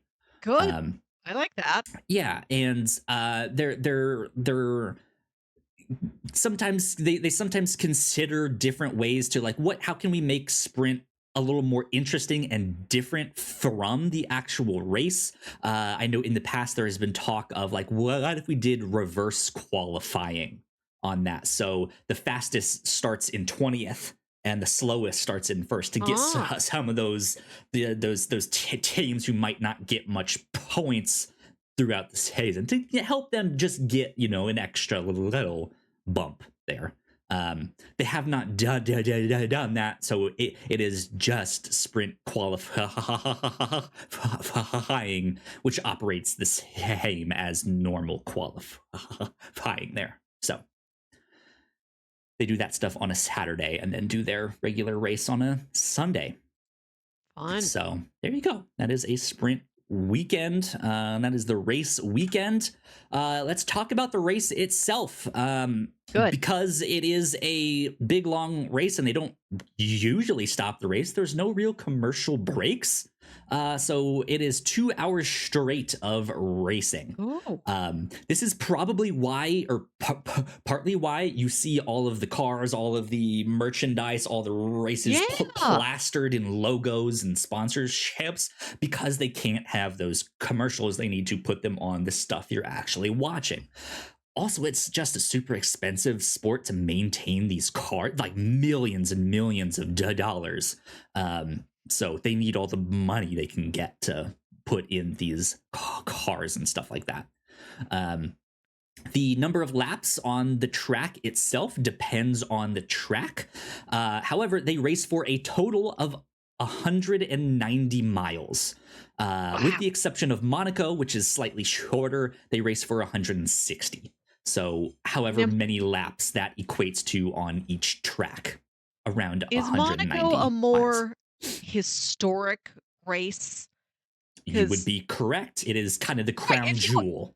Yeah. Yes. If you asked me 10 or 15 years ago, where do people race cars? I'd say Monaco. Indianapolis and Monaco. Yeah. Two cities with so much in common. Right.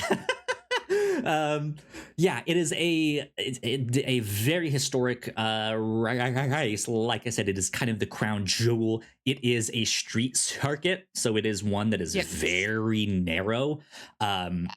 Probably the most narrow, if I had to take a guess. As a result of it being so narrow and the cars being so big, it is incredibly difficult to pass people on that. So the race kind of takes place in qualifying. If you qualify in first, you're probably gonna win the race because you'll be out at the start and it's gonna be hard for people to pass you. Um, it's not impossible to pass, but it is right. It's just hard. So unfortunately, that race can sometimes come across as kind of a procession, just a big parade, right? Um, but it is the race that was in Iron Man 2, Yes. right? It's in a bunch of different Perfection in spy movies, movies. right? Yes. Yeah, it's where all the big stars go. And that like people can pull their yachts up right like along the track and watch it. It's absolutely gorgeous there. I know you've This, been watching Drive to yes, Survive to see this. It's just beautiful there.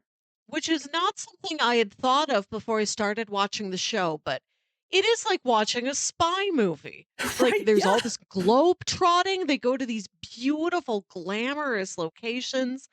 And you see one of the racers, maybe it is Leclerc, who's Right. on like a yacht. I don't know what qualifies as a yacht versus a boat, but like goes Right. boating with his friends off the coast of Monaco. There is a good, you get a little bit of that glamour and prestige Yes. in there, mixed Yeah. in with things like, this is my mom and this is my dog. Watch my mom give me a haircut.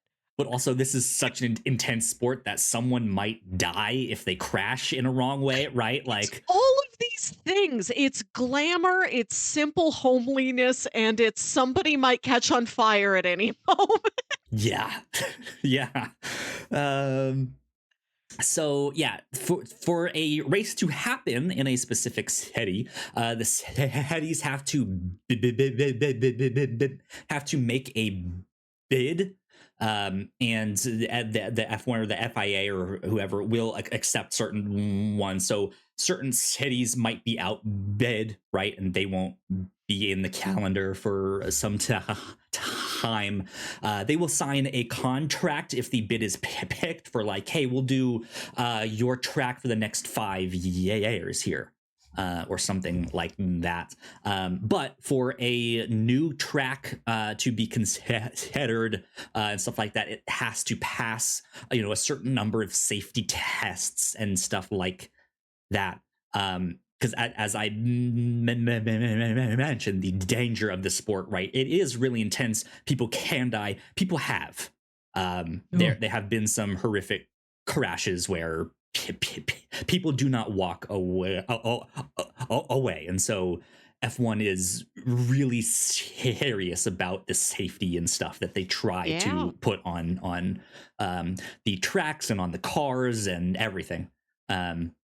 So the order of the locations are determined by a number of factors. It could be the weather in there, how hot it is, right? It could be certain holidays.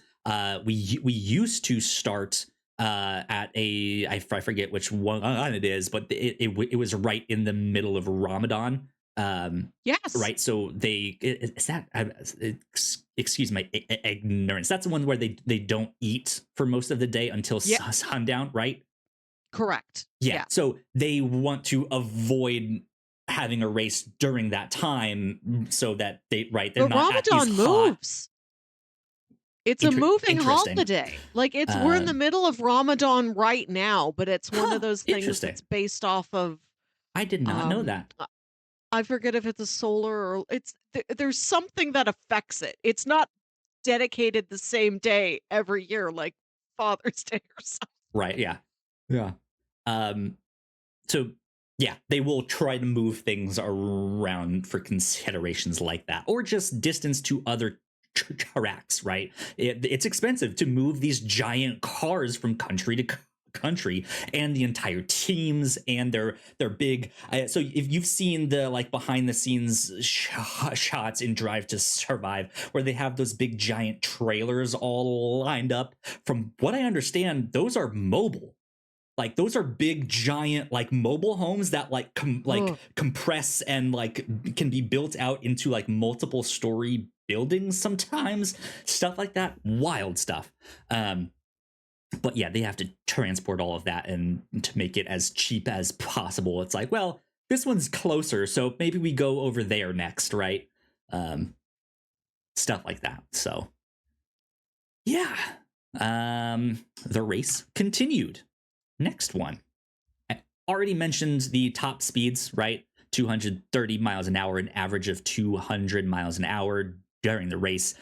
The drivers will face G forces up to 5 Gs when they are cornering and braking. To give you a comparison, fighter pilots face around 6 to 9 Gs. Wow. And of course, if a driver crashes, the G forces spike, right? Pit stops take an average of 2.5 seconds for when the car like actually stops and they replace the tire to when it drives off. However, from the time it leaves or it enters the pit lane and then exits it, I would say it's around 20-ish seconds. There is like a speed limit in the pit lane. They cannot go full out because there are people in there, right? Yeah. And they're not supposed to race in the pit lane. However, you will see penalties every now and then for an unsafe release in the pit lane, as like a car farther back might be already be done with its pit stop and going, and a car further up exits at the same time, and it's like, oh, you almost crashed right in the pit lane there. You want to avoid and stuff like that. The same? Good question. Yes. Okay. The reason that they say box, or you'll hear them say box, is because the word pit over the radio maybe sometimes won't necessarily sound like a word. It might just sound like static. Sounds like a static noise. Yeah, I didn't think about that. Yeah, so they say something like box, which has a much more like, oh, that is like he's actually saying a word there. So yeah, that's why they say that instead. McLaren holds the record right now for the fastest pit stop at 1.8 seconds, which is just wild. That happened last year, I believe. So neat, incredible stuff. Drivers. Yes. Is there one pit crew that monitors and supports both cars on a team, or are there two crews, one for each car? Also a good question. There is one team one pit team that does for both cars. So the team does not want to do back-to-back pit stops because you don't want that second driver stuck there. And famously, that happened to Ferrari, to Charles Leclerc in Monaco. He came in at the same time that the other driver came in, and he was that second car, and he was just like, no, what are you doing? Why would you tell me? Like, this is horrible. And so he's just stuck there, right? And so yeah, you want to pit one of the drivers, and then like that next lap or two or two is when you do the second one there. Drivers will typically lose about 4.5 to 6.5 pounds per race of sweat alone. I'll bet. Yeah. That's kind of wild. Yeah. Did you see the episode of George and the sweat of him, and just how in Drive to Survive? It might be coming up real soon for you then. There's an episode where in Singapore, especially with like 90-degree humidity, yes, like 90%, I think that's coming up next. Yeah. Oh my god, they lose like much more weight than this. It is incredibly difficult, and at the end of that one, he was like having a panic attack just from like how much weight he lost, and he's like, I don't feel good at all. There have been drivers that had to stop racing because they're like, I'm gonna pass out if I race anymore. So they're like, I'm done with the race. you will sometimes say them again, like at places like Singapore where it's really hot, like after they're trying to get out of the car at the end of the race, just be like weak and like almost like fall over and stuff like that. It's kind of wild. So they absolutely are just pushing themselves to the absolute limit of what they can do. And then, as you can see, the sparks flying in the picture that I have up here. These sparks are made by a metal plate that's on the back of the on the back and bottom of the car.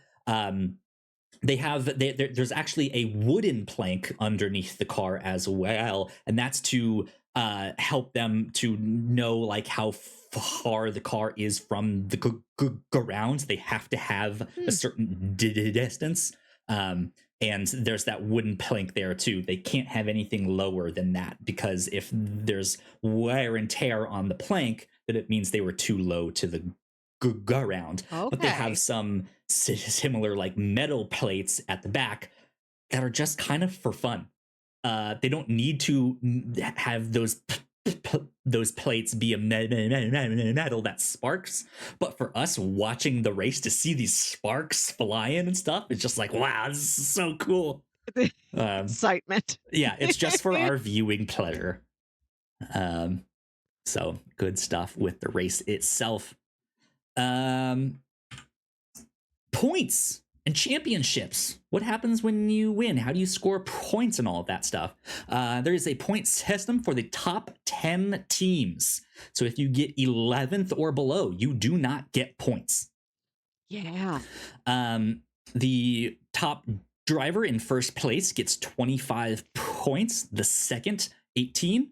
Then down to 15. Drop off there. Then down to 15. Then down to 12. Down to 10, 8, 6, 4, 2, 1. The top 3 drivers are awarded trophies. That's what they mean when they say they're fighting for podiums or stuff like that. They're fighting for the top 3, right? And so it's partly this point system that kind of makes some of the racing a little more interesting in it. Besides just the like, okay, who wins? Like fastest one wins the race, right? Because the person in fourth, if they are fighting, if they're right behind the driver in third, right? They're fighting for that podium. It's exciting to watch like who's fighting for third. Is third having to defend that position? Same thing with whoever is fighting for 10th, like a little further back in the race, because whoever's in 11th, even if it's just a single point that they're fighting for, like they really want that point. Yeah. Because as I mentioned down here at the bottom of this slide, teams are awarded money based on where they place in the Constructors Championship, which I'll get to that in a sec here. But yeah, they get money based on how many points they get. So if you win a bunch, you get a bunch of money as a reward. If you don't, kind of out of luck. Sorry. But the Constructors Championship is the team's championship. So the team with the most combined points from both of their drivers will be the champion of the constructors. For last year, that was McLaren.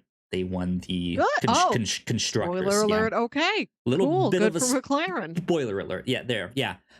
For the drivers, that is the single driver with the most points, and that's the one who becomes world champion. Max Verstappen. Is there frequently overlap between the two? I would say yes. I don't know how that plays out typically historically, but in recent times, I would say yes. That is usually what happens. So yeah, that's the point system there. Yes. In this picture, there is red, green, and white confetti.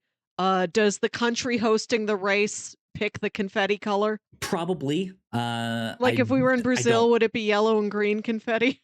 It very well might be. Yes. Yeah. I don't know for sure on that exactly. But yeah, they do the whole thing with the champagne bottles. They're spraying it on Right. everyone, stuff like that. They play that. I forget what song it is, but you'll recognize it I immediately. This was a Um, question I asked. What are F1's jock jams? so Do they play like, y'all get ready for this? Da, da, da, da, da, da, da, da, da, da, da. uh, to be honest, I don't really know what that's like because I've not been to an Maybe, actual right. race I don't there. know if it comes across on TV so well. Yeah. It does not on TV. But yeah, I assume that there are speakers. There is music being played, at least in certain parts of the thing. I don't know though if the speakers are also playing the like commentary broadcast or not. I'm not sure. That is the though one tip I have heard is like if you go to a race, something that is smart is to bring headphones that you can wear Certainly. so that like on your phone you can have the actual broadcast playing and you can be listening to the commentary as they're going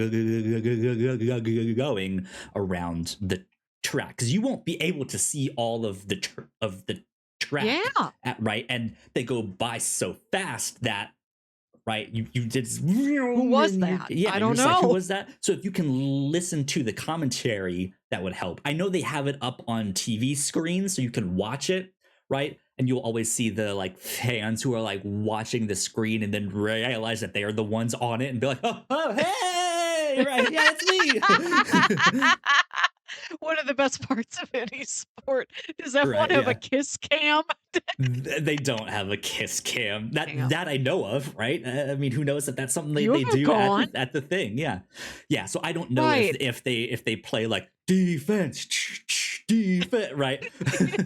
or what have you? Some song like that. But there Right. is lots to do at the paddock, right? There's food, there's merch vendors. They oftentimes for like VIP tickets and stuff, you can get like the F1 experience where you can like come into the paddock and see the cars being worked on, or you get to go and compete against other people on the F1 video game or use a simulator, stuff like that.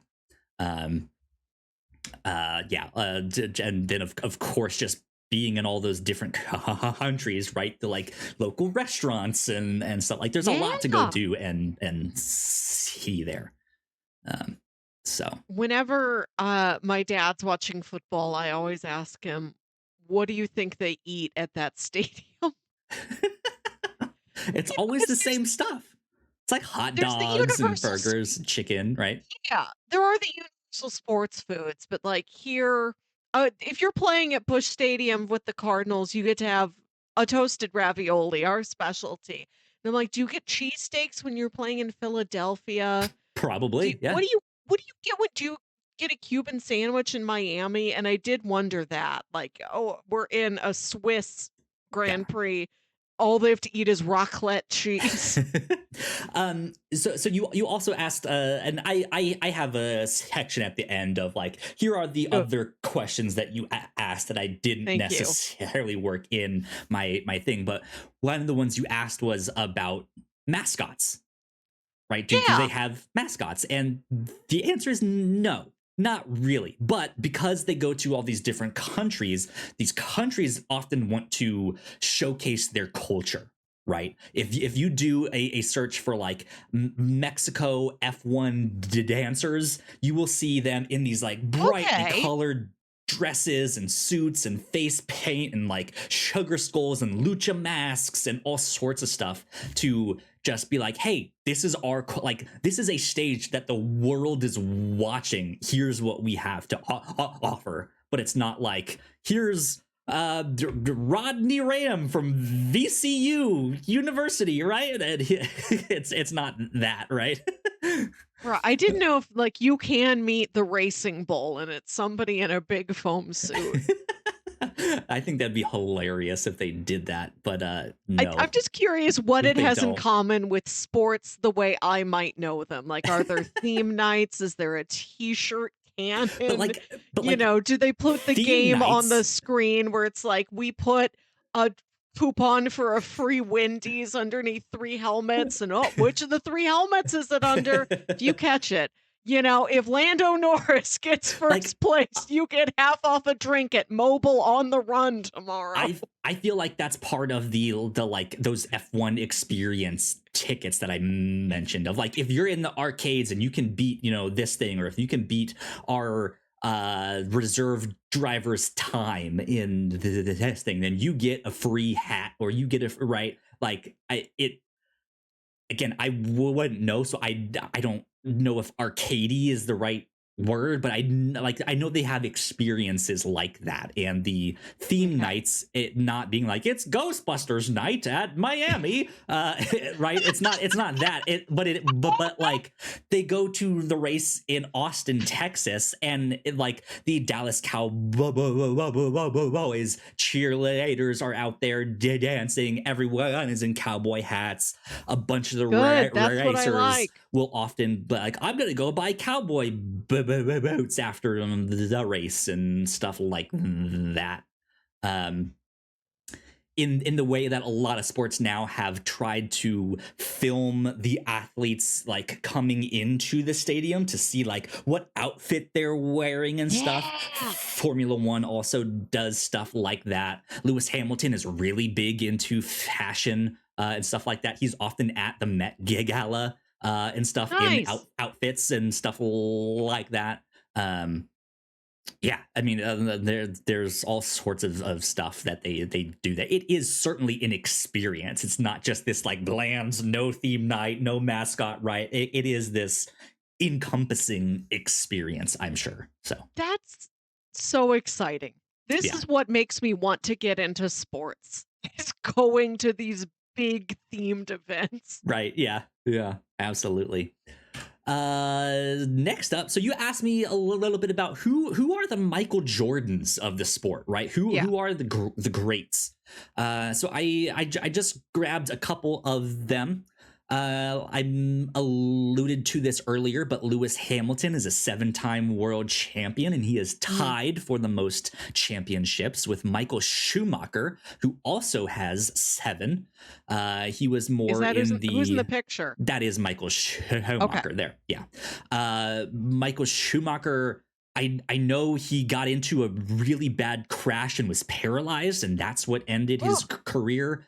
I don't know off the top of my head if he's still alive. I think he is. I don't remember hearing that he passed away, but his son, I believe, is also a driver, Mick Schumacher. And for a while, Mick was, I believe, at Alpine for a year, and then ended up being demoted to like reserve driver at some point. He's doing other stuff, but he is a like storied name in racing, right? And if you like, oh, Mick Schumacher, you're the son of Michael, right? Like, yeah, there you go. So yeah, he was big in the 90s and the early 2000s. Juan Manuel Fangio was a 5-time world champion. He was very early on in the sport. Yeah. He won in 1951, 1954, 1955, 1956, and 1957. I don't know much about him, to be honest. I don't know much about like the early stuff. Alain Prost has won 4 championships. Sebastian Vettel has also won 4, and Max Verstappen has also won 4. He is the current reigning world champion right now. Consistent runs here. There's people who, once they win it, they will win it 4 times in a row. Once you get there, it seems hard to shake. Yeah, that happens both because the drivers are incredible and the engineers and the mechanics have done something to be like, oh shit, we found like this is gonna make the difference in our car. There are Of course, rules, as we said, a formula is a set of rules, but those rules can be interpreted, right? And there have been seasons in the past where it's like, well, we interpret this rule to say this one thing because of X, Y, and Z, or because you didn't say X, Y, and Z. So that's why we built our car like this, and that's made us faster, right? And then that can turn into, and hell yeah, you absolutely nailed that. Or like, we're gonna have to investigate the wording on that and what you did to your car and see if this is even valid, right? So there is some stuff there. Do both drivers on a team drive the same build of car? Yes. So the cars are the same. However, they can be tuned slightly differently. Right. Like if one who's the tall guy, the guy I pointed at earlier, and I'm like, he seems tall. Right. So Alex Albon might have a slightly different seat than Carlos Sainz has. So just because of body shape? So they actually form fit the seats to the drivers. They make a mold you have to do of a their butt mold? button back. Yeah. Right. Wow. So they have to do that. But like tuning is the there car like a museum where you can sit in the famous butt molds? Maybe. I don't know. Is that part of the F1 VIP experience? The experience, right? Wow. Lewis Hamilton's butt sat here, right? Wow. Wow, my butt's different. Whoa. It's like your hands in the Walk of Fame outside the Chinese like his hands bigger than mine. Yeah. You know, like my butt is the same size as Max Verstappen's. I'm gonna be big one day. Yeah, exactly. But no, like if one driver might favor a little bit of understeer or oversteer in the car, whereas the other one might be like, no, I like it like this instead. Okay. But generally speaking, yes, they are the same exact car. They do provide upgrades to the car periodically throughout the year as they are constantly like adjusting things. And in some cases, they might upgrade one car first, but then the next one will happen at that next race. And that might just be like, hey, we don't have the money right now to fabricate that second set of them, right? So they'll be there next week, right? Yeah. If one of you wins, then we will have the money. Right? Absolutely. So yeah, and that's why like scoring points is so important, because that gets them more money to help develop the car. So depending on how Max Verstappen does in the next handful of years here, we might start to see Max Verstappen climb up this list. Who won last year? Bit. It was Max. Max Verstappen was the world champion. Oh, right. It says 2024 last year. There. Yeah, he's won the past 4. So he's on a roll right now. So yeah. Greatest teams. Ferrari is the most decorated of the teams. They have 16 of the constructors' championships. Williams has 9. So does McLaren. Mercedes has 8. Lotus has 7. They are not a team right now. I don't know if they have changed into another team. They might be the Aston Martin team right now, but I don't remember if that's the case. And Red Bull has 6. So there you go. Actually, on this picture here, the guy on the left, if you're looking at that picture, that is a young Fernando Alonso right there. This was 2008, I believe, which was also Lewis Hamilton's first championship win, I believe. Ferrari won the constructors, I think, but Lewis Hamilton won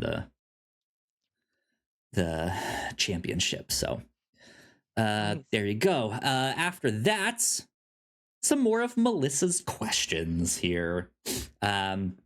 So you asked me about Le Mans. How does Le Mans fit into all of this here? I've seen related to Formula One? I know what it is. But yeah, I don't know how you get into Le Mans. So Le Mans is not related to Formula One. It is Okay. a 24-hour long endurance race. A Yes. team will have multiple drivers. They will drive for 24 hours straight on the same car, but they will be swapping drivers during pit stops and stuff like that. It is considered one of the most prestigious races out there. It is in a different racing series, the like World Endurance Championships, which is Ah, a series of racing that is like, hey, it's 6 hours of here, it's 8 hours here, 24 hours here, okay. right? Stuff like that. But Like losing 6 pounds of sweat isn't endurance enough. There's an additional endurance yeah, level. they aren't, if I'm not mistaken, they aren't in F1 cars, but they are in the like super fast like hyper sports car and stuff like that. Okay. I could be wrong on that, but they're not necessarily in that like mono cockpit F1 style car there. Cockpit. Yeah. Le Mans is considered one of the crown jewels of motorsport, along with Monaco and the Indianapolis 500. And Yes. so a lot of people will try and do the trifecta there and like win all Yeah. three of them. There's very few who I think have, but there's a number that have gone for it. I don't know the stats on that because I've not actually watched Le Mans or things like that.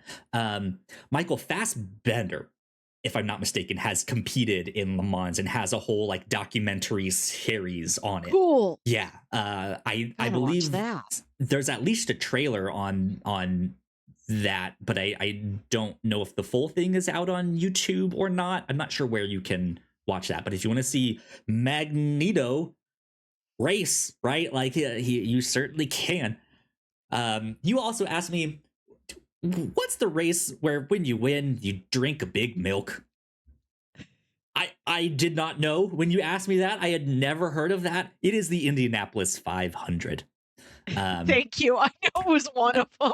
Yeah, I have seen in Formula One a shoe beer where they take off their racing boot and pour a beer in it and drink the beer out of their like I think that sweaty, I gross.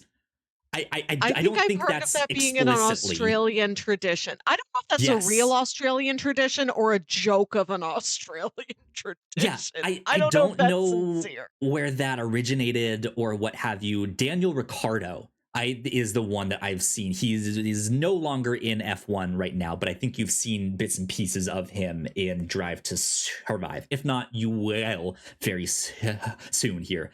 Drive to Survive basically started by telling his story and stuff like that. So this was his last year in F1 this year. So Okay. it was like sad to see him go. He's hilarious. He's a great like personality for F1 there. Um, but he did that early on in his career, and he's Australian, so that tracks, right?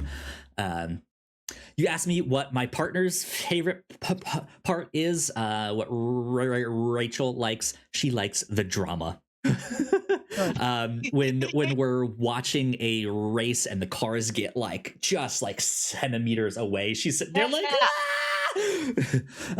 so she really likes it. We already covered the music that they play, the jock jams that they play at the races. There's no real mascots. And then you asked about the commentators. Yes, I like the clips of commentary that are in Drive to Survive. You hear them, you Yeah. never see them, and they're not credited in the captions. It just says commentator one. And like other sports have these long running, well recognized, trusted, beloved commentators. Yeah. Figure F1 must have them also. Yes, that is the case. They have that mix of like, these are the broadcast professionals who have, like, they studied journalism, but they also were interested in motorsports, and that's how they got into commentating. They also have the like personalities who are like, oh, you were a former racer, you won 13 Grand Prix, now you're here as a commentator. So they do have a mix of that stuff. It also kind of depends on where you're watching the race and what broadcast team you are watching. So I have Formula One TV, which is their own like app and streaming service. How much is that? It's actually, they have 3 tiers right now. That they have one that is dirt cheap. It's like $3 a month, and you get all of the races, all the F1 Academy stuff. I think even all of F2, but you get it a couple days late. So like it comes out on Wednesday after the race. Which, if you don't care about watching it like when it's live or as soon as you can after, it's dirt cheap to get that. But it's not available in every country. And I think in the UK, the exclusive broadcast rights are with Sky Sports. And so they have their own team covering it and stuff like that. Which is why you will, like, if you watch the coverage that like F1 TV does, you will see other broadcast crews like out there in the behind the scenes of their own shots as they are interviewing someone else or something like that. Have you found a local bar where you can go watch this? Do they play it at Buffalo Wild Wings? I could probably request it, but because it is such an international sport, it would be like race is on at 4 a.m. So, like, I know you couldn't get all of them, but for the ones that do exist from like afternoon to evening, can I just go to a sports bar and order wings and watch it? Yeah, here at in the United States, they do broadcast them on different ESPN channels. So especially for the races here in the United States, in Miami, Austin, or Vegas, Vegas is also a night race. So that's not in the morning, that's at night. But yeah, those are at much easier times to watch. There was one weekend that Rachel and I went out to eat with some people like early Sunday morning / afternoon, and they had a TV on ESPN and the race was on, or it was like Saturday evening or something, and it was like, oh, it's qualifying is on, right? Cool. So yeah, I mean, you if you have ESPN, you can certainly watch a number of them that way too. But as I will get into, I think, is it next? Yeah, where to learn more. Good. So I have the podcast that I got into, Shift F1, is a great podcast. I highly recommend it. Every season, at the start of their seasons, they do a preseason primer. Melissa, I've mentioned this podcast a number of times, but I brought this idea to our show at one point. I was like, because of what they did at one point, I had this brilliant idea to do our own version of the preseason primer where we explain something. And I had that idea and I lost it. And I now cannot not remember for the life of me what my idea was there. But this is hosted by 3 podcasters that I really enjoy. They all have day jobs in video game media. Rob Zachney is one of the co-hosts of one of my other favorite podcasts. He's also on one of my other favorite podcasts, which is a Star Wars podcast. There is Danny. He has an Irish accent. He's the one that does the documentaries on video games with no clip. That's what he does in his day job. It's all completely supported by Patreon, that he gets to make these documentaries and stuff like that. And then there's Jaru. Jaru used to work for the website Giant Bomb, and there is a GIF that Melissa, I know you have seen, the blinking guy GIF, the guy who's just What? That's that him? GIF. That's him. He hosts this Wow. this Shift F1 Thank you podcast. for telling me that. Yeah, amazing. Like you see, and he like you will see him post on social media using that GIF and be like, "Hey guys, like I know, like this is me. I am the guy in this GIF. If you've ever used this GIF, or you like this GIF, please donate to this charity over here." Right. So he kind of uses his internet fame to do that sort of stuff.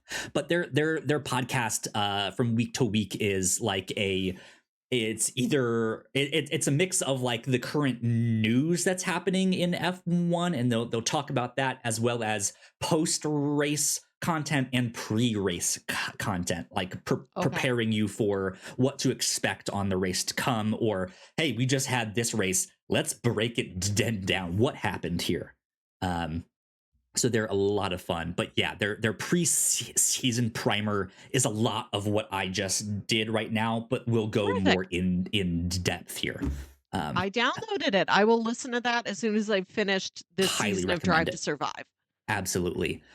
Speaking of, that is also a great way to get into Formula One, is Drive to Survive. This is available on Netflix. It is a docu-series.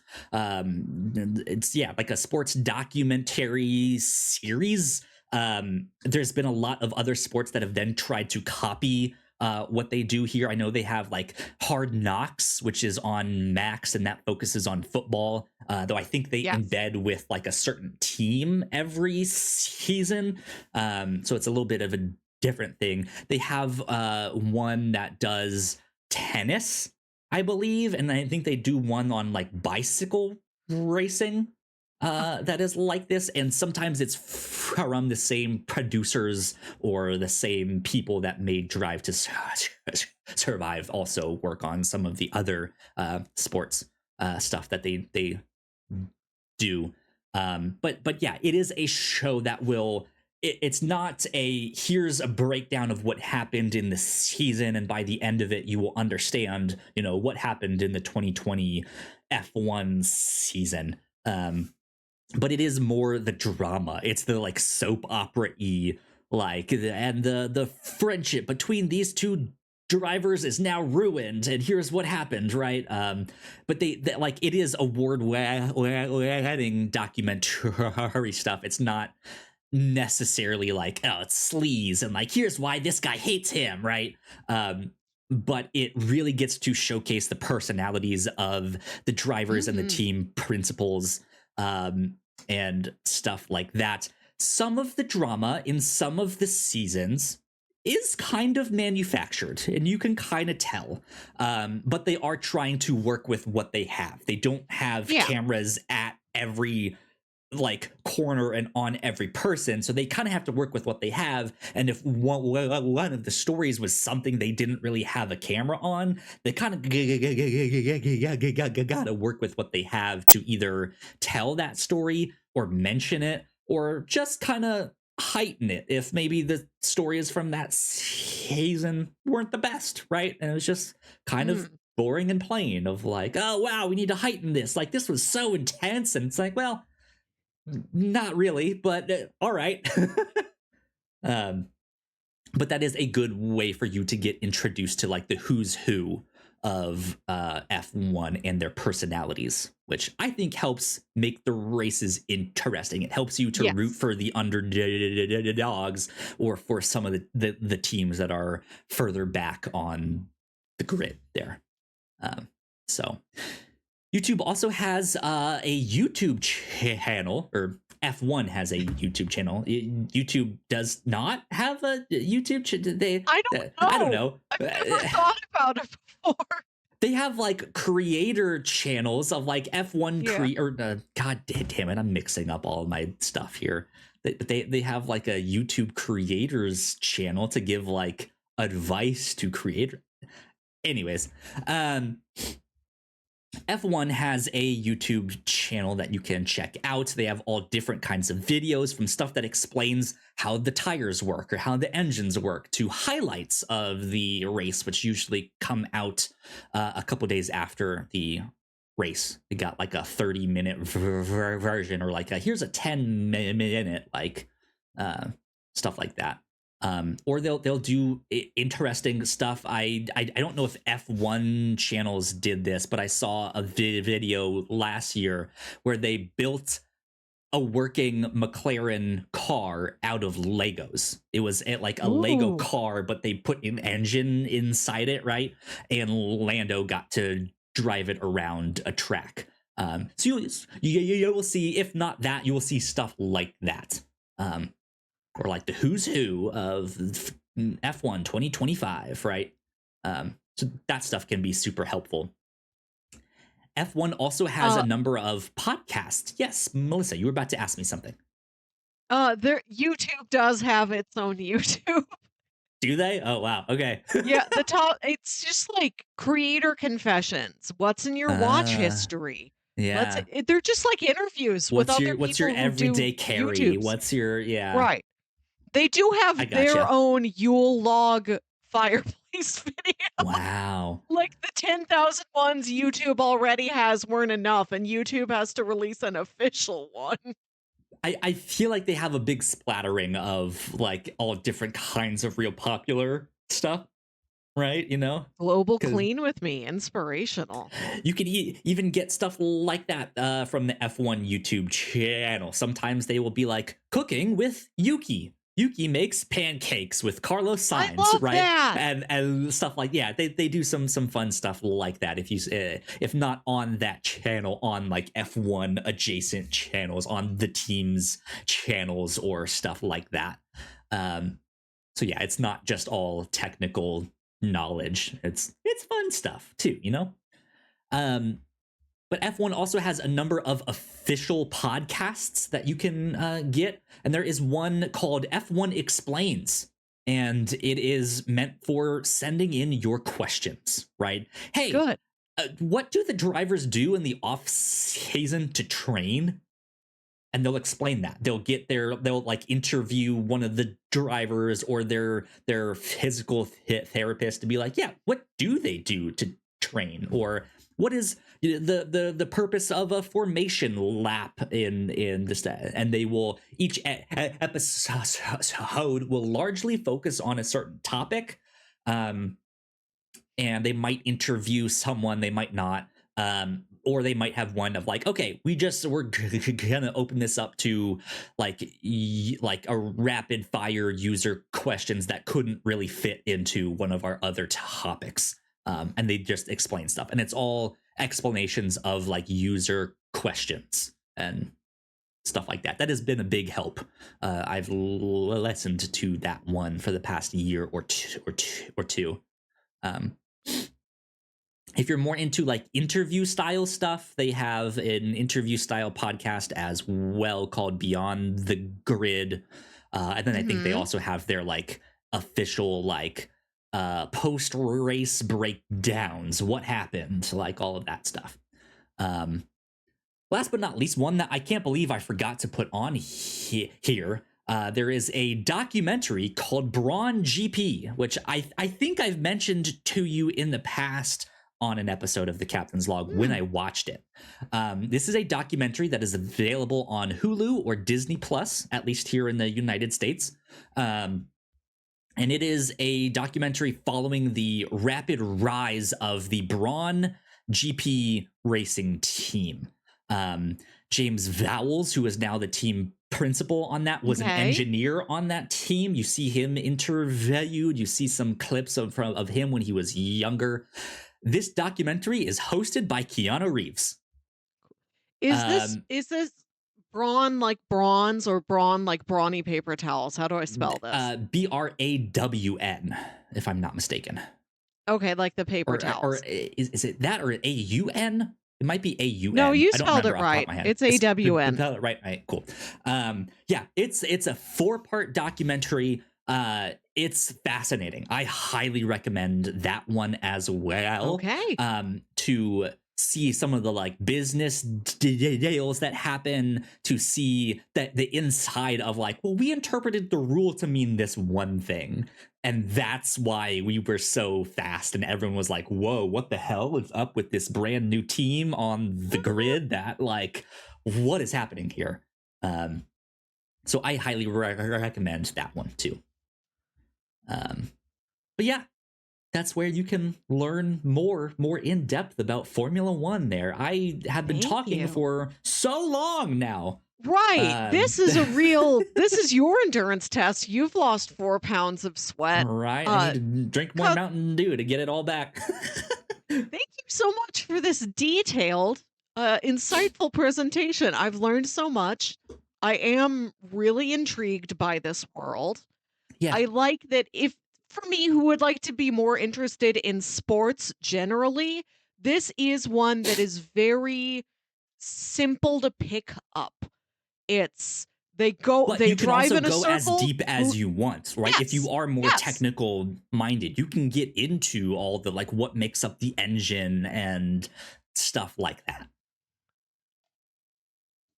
So I'm gonna get more into it. We're gonna talk about this more in the future, I think. good. I hope so. I hope so. Yeah. I think especially off the back of Drive to Survive. I know I mentioned a big influx of American fans, a huge influx of women too with that, and then with F1 Academy starting to be a thing, and them broadcasting that a little bit more and putting more money in that and behind that. It's really starting, like the demographics of F1 has dramatically changed in recent That's great. years here. Yeah. So good, fun stuff. Nice. I think we have to wrap up there, just on nature of how long we've been talking. Yes. And Kyle, stuff would like you that. like the names? We'll see everything else. Yes. Would you like Names the names of- of the 5 movies I saw in theaters this week? Yes, please. I went to see Opus. I saw Okay. Novocaine, the Looney Tunes movie, The Day the Earth Blew Up, Yeah. Black Bag, and Alto Nights. Nice. Gem of the whole batch, maybe my favorite film of the year to date, Black Bag. Interesting. Okay. That thing is so slick and so hot, you could fry an egg on it. Interesting. Was it one that I'd be interested in? Yes. Black yes. Bag. Okay. I It's a don't think I spy know much movie. about it. Kate Blanchett, Michael Fassbender, Okay. spy Okay. story. Le And don't Mans sleep on the racer Looney Michael Tunes movie. Fassbender. Yeah, I think I know the Looney Tunes one is out. I don't know if it's at my theater anymore. I saw it on there it had briefly, and I think I missed my chance. Yeah. Yeah, I think Snow White took all of the kids' movie screenings away from The Day the Earth Blew Up, regrettably. Yeah. Okay. But seek it out if you can. Yeah. Novocaine, fun, surprisingly gruesome. Watch out. Cool. Okay. That thing is like, it's a good time, but even I, a horror movie veteran, was like, that's kind of a lot. There's some nasty injuries in Novocaine. Good stuff. Opus, I really like the music. It's got some highlights to it. Is Opus a horror? Yes. Okay. Yes, more of like a adjacent thriller, maybe. Okay. I gotcha. And The Alto Nights, a movie starring 2 Robert De Niros. Good. Has some wild little details in it. Like, he's on his way to some big mob meeting and he stops to buy apples on the way there. There's Like a one scene where does. he's trying to play innocent, and he invites these government guys over to his house, and he wears an apron. It's one of those waist aprons, but he's got it pulled up to like his rib cage. So like actual waist thing where it's like it's not your hips, where I often say like that's my waist, but it's like right. No, halfway he has up it, your like, stomach. Here. Yeah. Right. Here on his body, just under where like a bra would be. He's That's wearing so the funny. apron wrong. He's cooking this pile of sausages. He's trying to sweet talk these guys. And the movie has a lot of like, it's almost like it's a documentary of itself. And Okay. cuts to just the flash bulb of all of these photos being taken of him just in his kitchen making sausages. There's weird Interesting. bits in it, but on the whole, I was like, if I want to watch a crime story featuring a lot of prosthetic makeup, I'll just watch The Penguin again. Right, yeah. Well, good That's my stuff. week, and that's my past 2 weeks in cinema. Okay. Just as a brief Good capper stuff. here today. Good stuff. Maybe we can hear a little bit more about one or two of them next episode. We'll see. We shall see indeed. Well, yeah, let's wrap things up right there. Melissa, where can people find you on the internet? You can email me. Can't keep up with social media. Just email me, please, at yourhostmelissa@gmail.com. Good stuff. Good stuff. You can find me at Yo Kyle Springer. And if you'd like to stay up to date with all of the stuff that we do here at the Whatnauts, we are at thewhatnauts.com on Blue Sky. So please go like, share, and subscribe. You guys know the deal with all of that. If you're watching this on YouTube, go check out more of our videos right over there on that side. That would also help us out a ton. This has been number 292 of the Whatnauts Captain's Log. We will see you all next time. Bye. Bye.